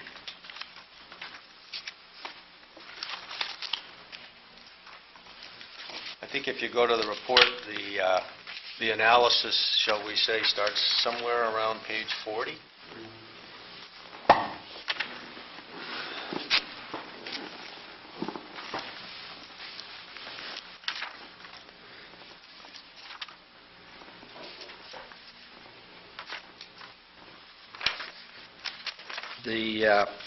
Looking at the sales for the 2014 state valuation, which looks at, again, April 1st, 2012, quality rating did improve. And which page are you on, Dave? It's not numbered, quite honestly. It's in, this is in Mike's summary. It's like the 1, 2, 3rd page. Starting at the bottom of the page where he does a comparison. Yes. Right. And looking at the 2012 sales period, looking at 2012 values. And then the next one below, which gets cut off, and the data's on the next page, looking at the 2012 sales period, looking at the 2011 assessed values. Right, so the quality ratings with the 2012 values, which are on the, I guess, the 3rd page of 13, 14, and 10 for the 3 groups of property, right? I'm sorry. Can you repeat that? Oh, I'm on the 3rd page of the report, right? And the quality ratings for the 2012 13, 14, sale and 10. period Yes. with the 2012 values, in other words, the changed values included in the study, have quality ratings of 13, 14, and 10. Correct. All below 20. which is acceptable. And if we go to the top of the next page, for the water influenced, which I think is without the adjustments being made for the 2012 Correct. partial revaluation. The waterfront and water influence quality rating is 21, which would be That's the overall, yes. rate dispersal, right, Right. in the sample, not within the standard. Right. Now, there's been some question levied in terms of the concept here and how one should approach these ratio studies and the validity of the ratio studies. And the suggestion has been made that if a sale deviates by more than 10% from an assessment, that you shouldn't rely on it in doing a ratio study. Is there any basis for that? And is that something that Maine Revenue Services follows? Not that I'm aware of. I've seen that, and what I attribute that to perhaps is Section 848A in the statute, which is towards the end of the abatement and appeals section of the statute, and it talks about any sales within that 10% deviation contained within state valuation and sales analysis is considered prima facie evidence as being within the tolerances, if you will, Practical limits of reasonable. of quality and equity. Yeah. So oftentimes, I mean, for example, if you had a number of sales that were largely divergent from your assessment, in other words, there's something's going on in the market, you would still use those sales in the normal course in the ratio study, would you not? Yes. And wouldn't they allow you to identify whether or not an adjustment needs to be made? If there's a sufficient number of sales, quite honestly. Looking at a town like Scarborough, there's, as I understand, about 8,700 parcels in town. And you have, at least in our sales analysis within this report, which is also what we use for state valuation, we had 270 sales in that study. 270 sounds like a small sampling compared to the total number of parcels, but assessors have to work with what they have.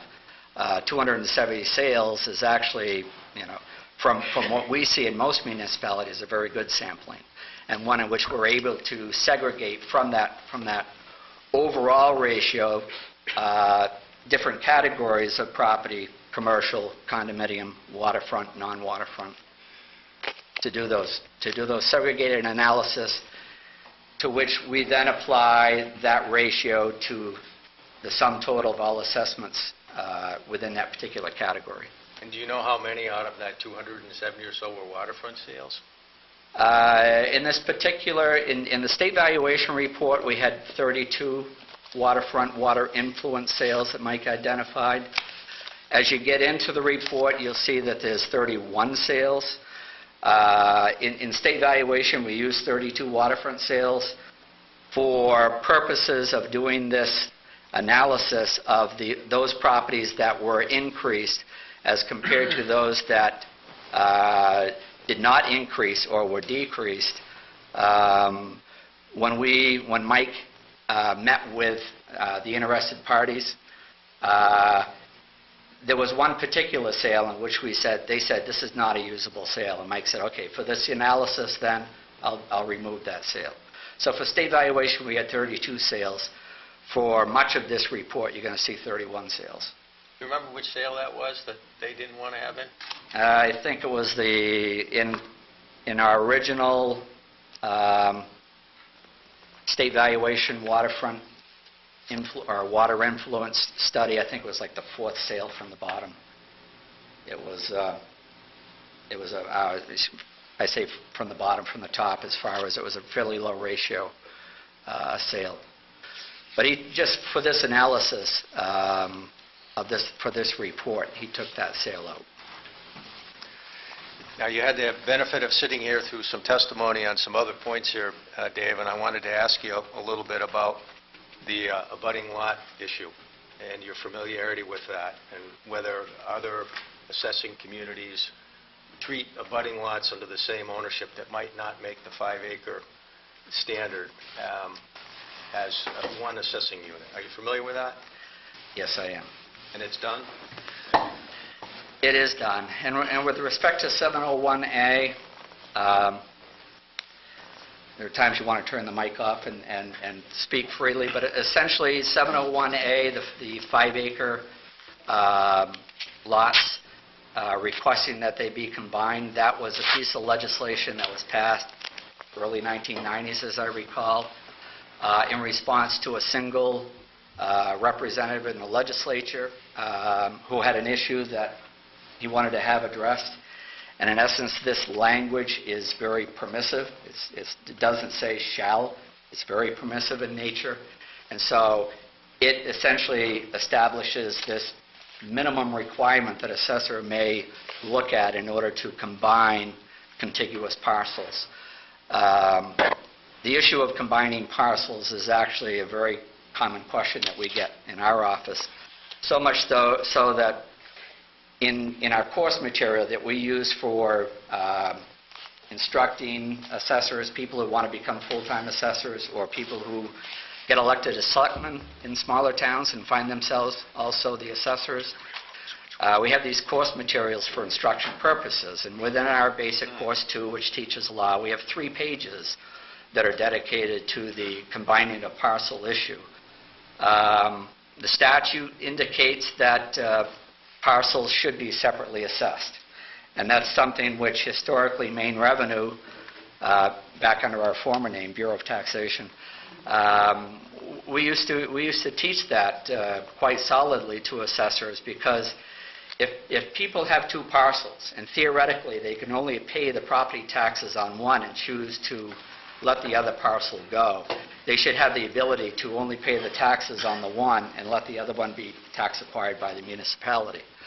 And so separate assessment sounds like it's for the protection of the taxpayer. Unfortunately, a lot of municipalities look at it as there's 2 parcels, therefore there's utility for 2 house lots. Now, when you look at the use and characteristic and nature of these parcels that are side by side, if their use and characteristics and ownership are all similar, it's quite common for municipal assessors to combine those for assessing purposes into a single parcel.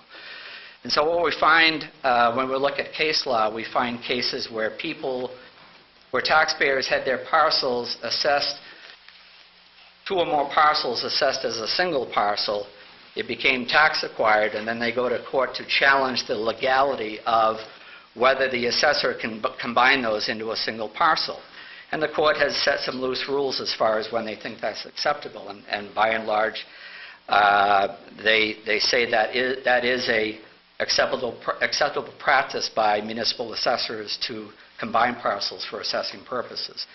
In fact, one of the more recent cases, Augusta versus Allen, involved 2 parcels that were across a public street from one another that the assessor had combined for a single assessing purposes. So what we essentially instruct assessors is to do is proceed cautiously. I've had numerous taxpayers over the years call me and say, the assessor has combined my parcels into a single assessment. He's taken away my rights to have 2 separate parcels. And it's like, no, he hasn't.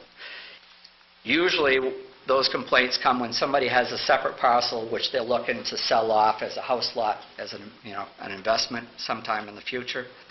But simply because the assessor combines 2 parcels for assessing purposes doesn't destroy the fact that they're 2 parcels for planning purposes or for ownership purposes. So the court's been pretty liberal in its interpretation as to when to combine. We just caution assessors to look at the nature and characteristics of the parcels. If possible, check with the taxpayer so they're not offended by the idea, and to be consistent in that process. Now, the study that, as I understand it, in your characterization of water and water influence, Dave, is perhaps a broader category than some assessing offices, the way they treat waterfront within a community. Do you quarrel with the treatment in this instance as you understand it?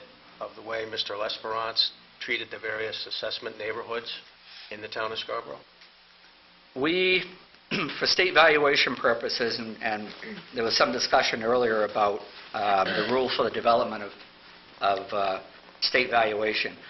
Our job is to establish the 100% fair market value for each municipality in the state, so that no municipality receives any more or any less than their fair share of education subsidy, revenue sharing, and county tax burden.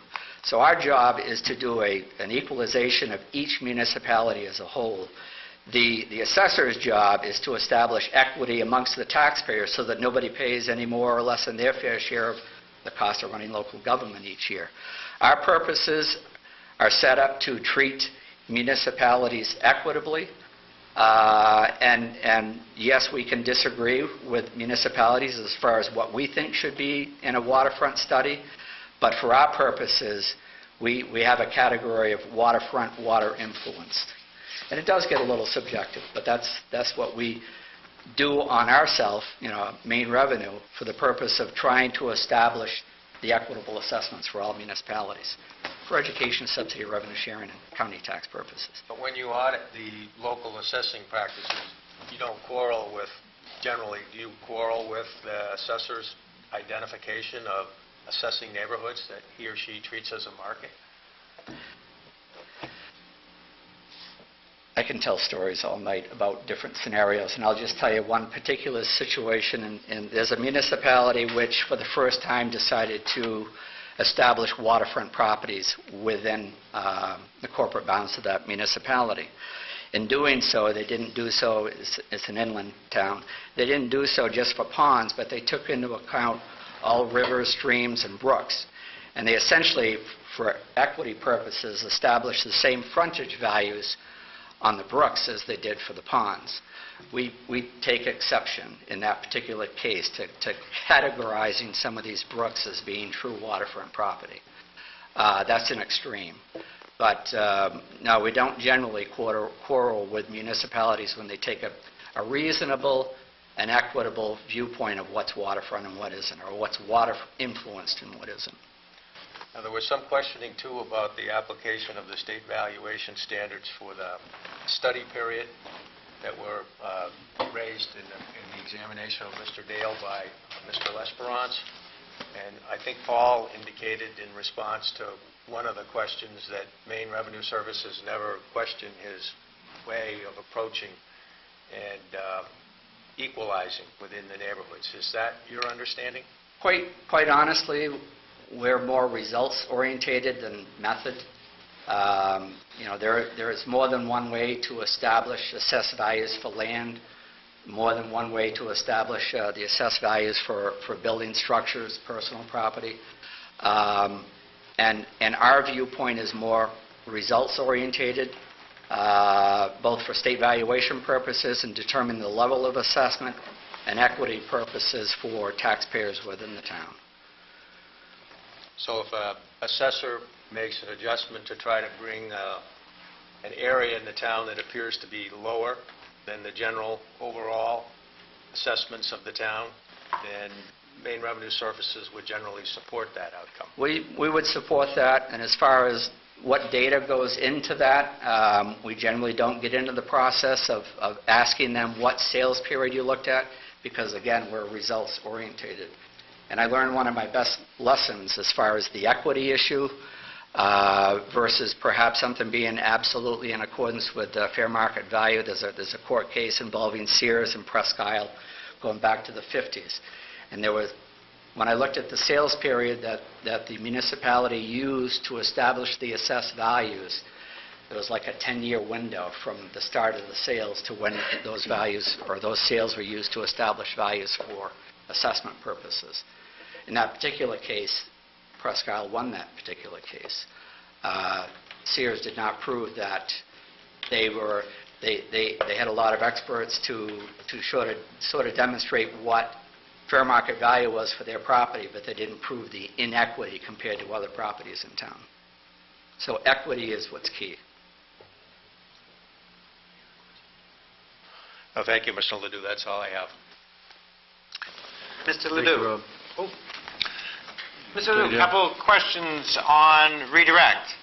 I'm intrigued by your notion that the statute doesn't really mean what it says when Section 701A says for purposes of establishing valuations of ours, you can have them be separate when each parcel is more than 5 acres. And you take that, when this statute says that's the rule, that your sense of the legislative history, that this was one legislator's idea and it got passed, and otherwise it can generally be ignored because it was just some old geezer got a special bill passed. I can't quite believe, Mr. Ledoux, that you said that. Does it say may or does it say shall in that statute? It says you may do it when the following is... Okay. If May. I say to my kids... Permissive. It's permissive. Oh, Mr. Ledoux, you may do it under these circumstances, and you're saying that's permissive? That was the minimum the legislature was willing to put in statute as guidance for combining parcels. Because when you look at these other court cases, Augusta versus Allen and some others, the court grants a significant amount of leeway to the judgment of municipal assessors as when to combine and when not to. Mr. Ledoux, you've heard testimony tonight about this notion of these adjacent lots. One could be, and there's one, Mr. White's lot in Proud Snacks, where the principal lot is $5 million and the adjacent lot is like $4,000. You don't mean to suggest that that comports with the equity trumps just value requirements of the state constitution, do you? The end result when you decide whether to combine or not to combine parcels is the value, a just value in the end. And if both of those lots are worth $5 million in the marketplace and one of them's being assessed for $4,000, you think that's just value under the Constitution? I don't really know what the market is down here, quite honestly. What I would tell an assessor is to look at similar type sales that have occurred, not just in the town, but regionally, and see what the end result leads you to. The IT people at my office, which obviously doesn't include me, have a saying about garbage in, garbage out. And with all due respect, you can take a look here at Exhibit 20. You probably heard my colloquy with Mr. Lesperance. These are the 8 sales that he said supported hiking the Proud Snack property for April 12 by 14%, 14.5%. I'm gathering from what you just said, and we're going to run right down. You probably were in the back room watching me examine Mr. Lesperance with these, right? Right. So I'm going to gather here for example number 2, 18-2403, that Mike Rogers didn't know that was a sale to an abutter and was never on the marketplace. He would have known that. How would he have known that was never on the marketplace? One of the websites he goes to is realtor.com, so he sees whether these have been actually on the marketplace, how long they've been on the marketplace, what the original asking price was, and any successive reduced prices and actual selling price. And I had that discussion with him just the other day. And you know that he went online on all of these? Well, let's go right down through them then. I do not know that he went on every one of them. He said most of them. Most of them. 19-6 and 6A, the NFL commissioner. Does he know that has 3 houses on a lot that can't be split? I can't speak for what Mike knows and what he doesn't know. Okay. 1917 here. Again, sale to an abutter with a long-standing contract for that sale price. Would he have known that? How would he have known that? He probably, Mike's very thorough. And well, I want to ask what you know of your personal knowledge. Did he know 1917 was a sale to an abutter with a long-standing contract for that sale price? I don't know, but I'd be surprised if he didn't. And how would he know about an unrecorded contract for purchase price? How would he know about that? That was an unrecorded, see, when we're looking at... He wouldn't, would he? No, okay. Not an unrecorded sale. Okay. That would not be a part of the turnaround document, because the turnaround document is the sales that go by by deeds that are recorded at the registry. Understood. Along with a declaration of value declaring what the purchase price was. 1918, that's, and you may have heard the testimony about that, where somebody really wanted that property, asked Mrs. Craig to go figure out what it was worth, and she said it's worth $4, and the guy said, well, I'll go offer him $6, 2 more than it's worth. How would Mike Rogers have known that? That I couldn't tell you.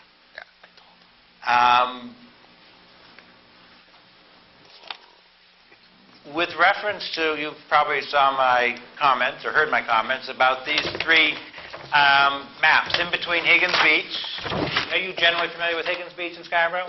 Generally. Small lots, summer seasonal. Okay. That sound general? Take your word for it. Okay, and Proud Snack that we're talking about, you generally familiar with Proud Snack? Where it is, that's about it. Okay. And you heard me ask various witnesses about these 16 pretty pricey, $2 million for half-acre lots and $1 million buildings. Right. And none of those sold, so they wouldn't have come in front of Mike Rogers' consideration, would they? No. So he wouldn't have thought about those, and you heard my reference. I don't want to zap John Block here, but these are right here, and look right across at Cape Elizabeth and where the Ram's Head case. He wouldn't know anything about those 3 neighborhoods and those 16 houses, would he? He would have known which ones were not adjusted or which ones were adjusted up or down. But if these weren't adjusted at all, he wouldn't know about them, would he? He would have known that they weren't adjusted. And how would he know about those 16 fancy house lots? As to whether the assessed value was adjusted? Yeah. Comparing the 2011 assessment book to the 2012. Are you telling me he went through all 8,500 parcels in the town of Scarborough to see which ones got changed? No, but he went through every waterfront parcel, about 1,000 of them. And you know that he knows that none of those got changed? There's a map within the report which indicates the ones which did change and the ones that did not. And did you have any discussion with him on how those fancy house lots could be somehow immune from this 14% hike while the other ones We were? did not have that discussion. You don't have, so you don't know? We were looking at the sales. Looking at, and kind of convenient if in a neighborhood where when the market is falling and there are no sales, so the assessments stay up high, right? That was Rennie Kamiri's argument in the City of Biddeford case, wasn't it? That was a whole different situation. We sat down with a statistician who did the background work with that for 2 or 3 hours, and it was amazing that the work that he went through there. What, that Rennie Kamiri went through in Biddeford? It was amazing the work the statistician did to figure out what the assessor had done over a series of years. In where are you talking about? Biddeford. In Biddeford? Right. Yeah, the property owners won, the city lost that case, right? That's right. Thank you. I have no further questions. Thank you. William. Since we won't have a chance to talk to Mr. Ledoux from this board, does the board have any questions for him before we ask you to sit down? If you can just wait another second, Dave, Sure. we'd appreciate it. Any questions on the board? Dave, I just have a couple quick ones.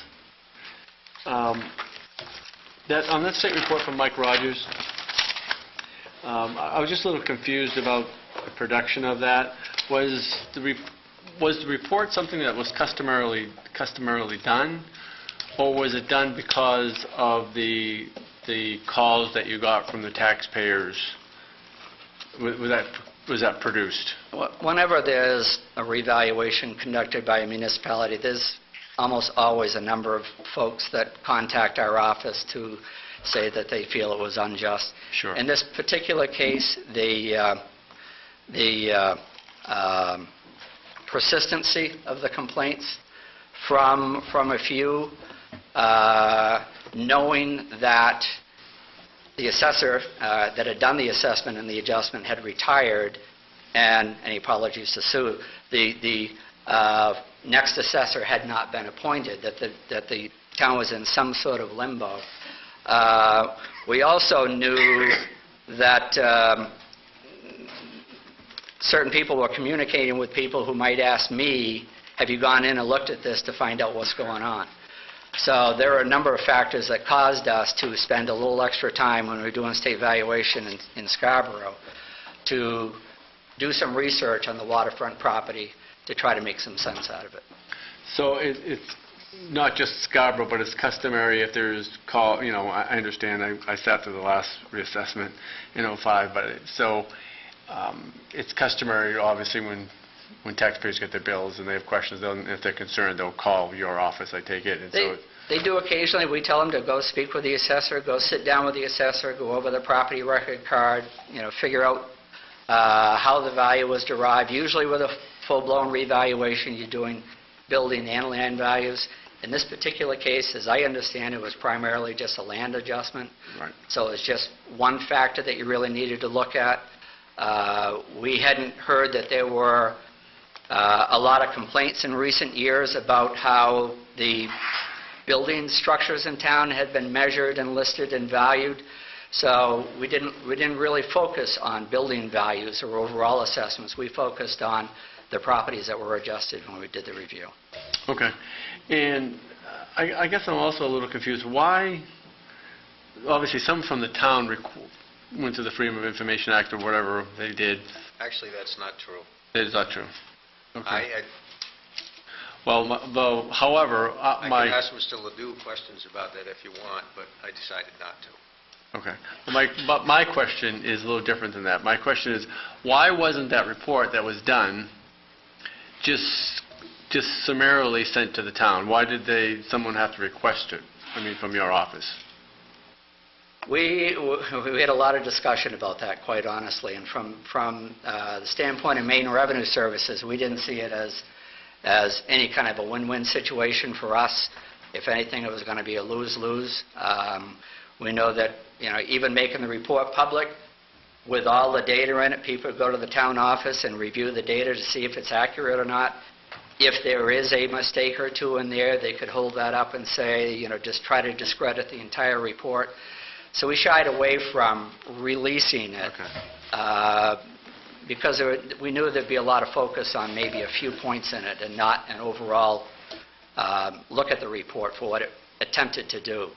And that was to attempt to look at the sales and compare the equity issues between the waterfront properties that were adjusted up versus those that remained the same or went down. Okay, I get that. And lastly, when Attorney Dale was talking to you about one of those lots, I think it might have been number 7 or 8, I can't remember, but he said that about knowing Mike Rogers would know, would he know that or wouldn't know that? And he said something about one was not recorded. On all sales, though, isn't there a transfer tax form for all sales?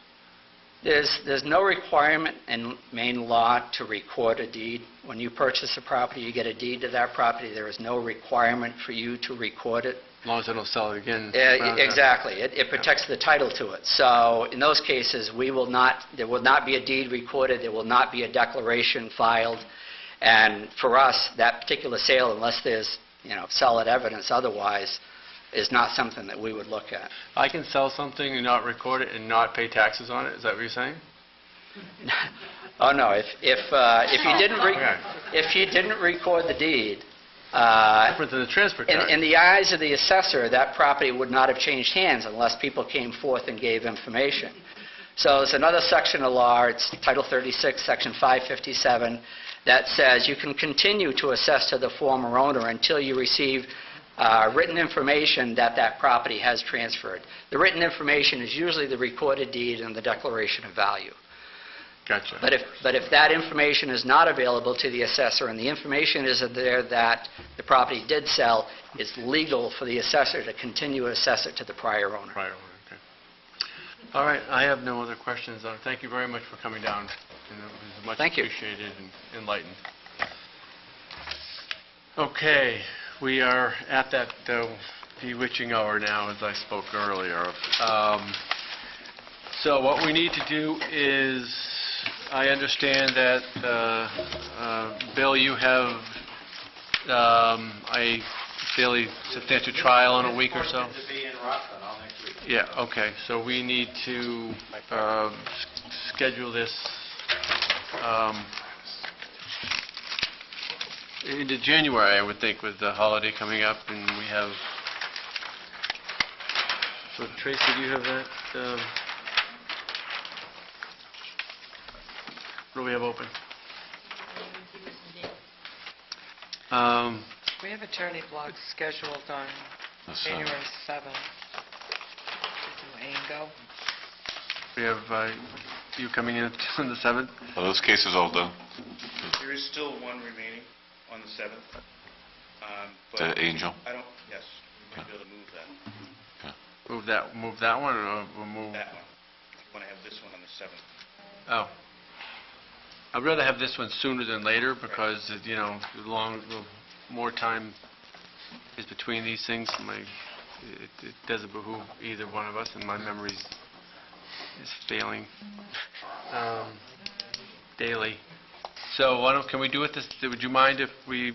Were we going to run into problems by moving his, do you think? Is his client, he consents to moving it?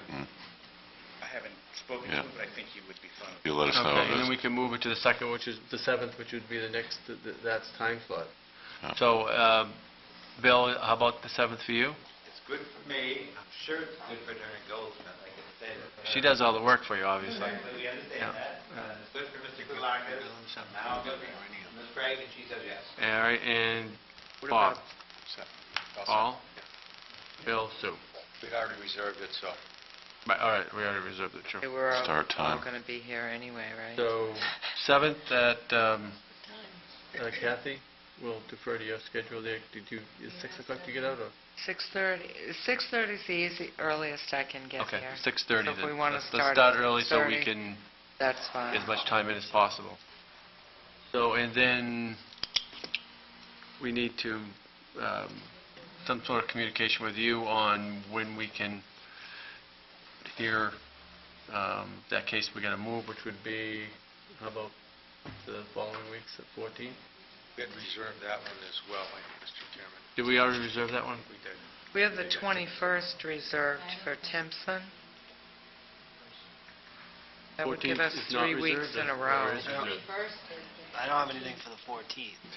You have what? I have nothing for the 14th, but I do for the 21st. Yeah, we have Timpson on the 21st. Might want a separate night for deliberation on this. And nothing on the 14th. Yeah. Can we possibly do 2 of them on one night? Who's doing? Timpson and Angel? I think Timpson is doing it himself. Okay. Who? That's Timpson. He's Oh. representing himself, and that's currently scheduled for the 21st, right? Correct. Okay, yeah. So can I we think we should have a move, separate night for... would it be possible to move Angel to the 21st and do 2 that night, or would you rather do 3 weeks in a row? Shall I poke your left You eye? need the deliberation. That's not going to be right. Yeah, put the deliberation on the 14th on Timpson and Angel. I'm getting on the 21st. punchy. Yeah, why don't we do... Well, then we still have to... I don't know. I don't care. Attorney blocks. I'll be here at Well, we'll 6:30. do Timpson and Angel, so you do 2 on the 21st. Okay. Yeah, why don't we do that, Jonathan? We'll do yours on the 21st, okay? Angel. And along with the one we've already scheduled there, which is Angel, right? No, Timpson. Yeah. His is Timpson. Angel. Oh, yours is Angel. This is Angel. Timpson on But the I- 21st. you know, is We'll it do gonna 2 on be- the 21st. 2 on the The only 21st. caveat I have is I do need to check with Mr. Angel about his availability on the 21st. Absolutely. Yep. We understand that. We're just going to give you a date to shoot for. Thank you. All right, fair enough. If that doesn't work, then we'll move it. That will start at 6:30. And then 14th, we will reserve for deliberations Right. on the And case don't- before us. Do we have a date for the findings of fact for Attorney Schumadine's That's next. presentation? Next week. Yeah, that's next week, isn't it? 17th. Yeah. That's on the 17th. At 6:30. Okay. It's critical that all 3 of you be here. Yes, oh, yeah. Right. Unless we have a snowstorm and they Right. close Town Hall. Okay, do we have all the 6:30, and dates this that we is need to- our Think so. findings of fact, possibly.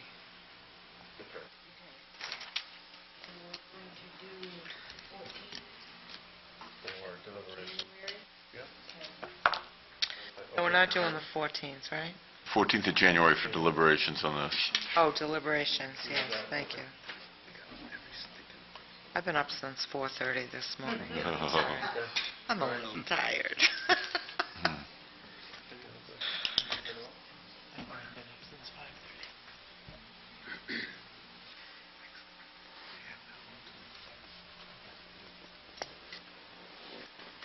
All right.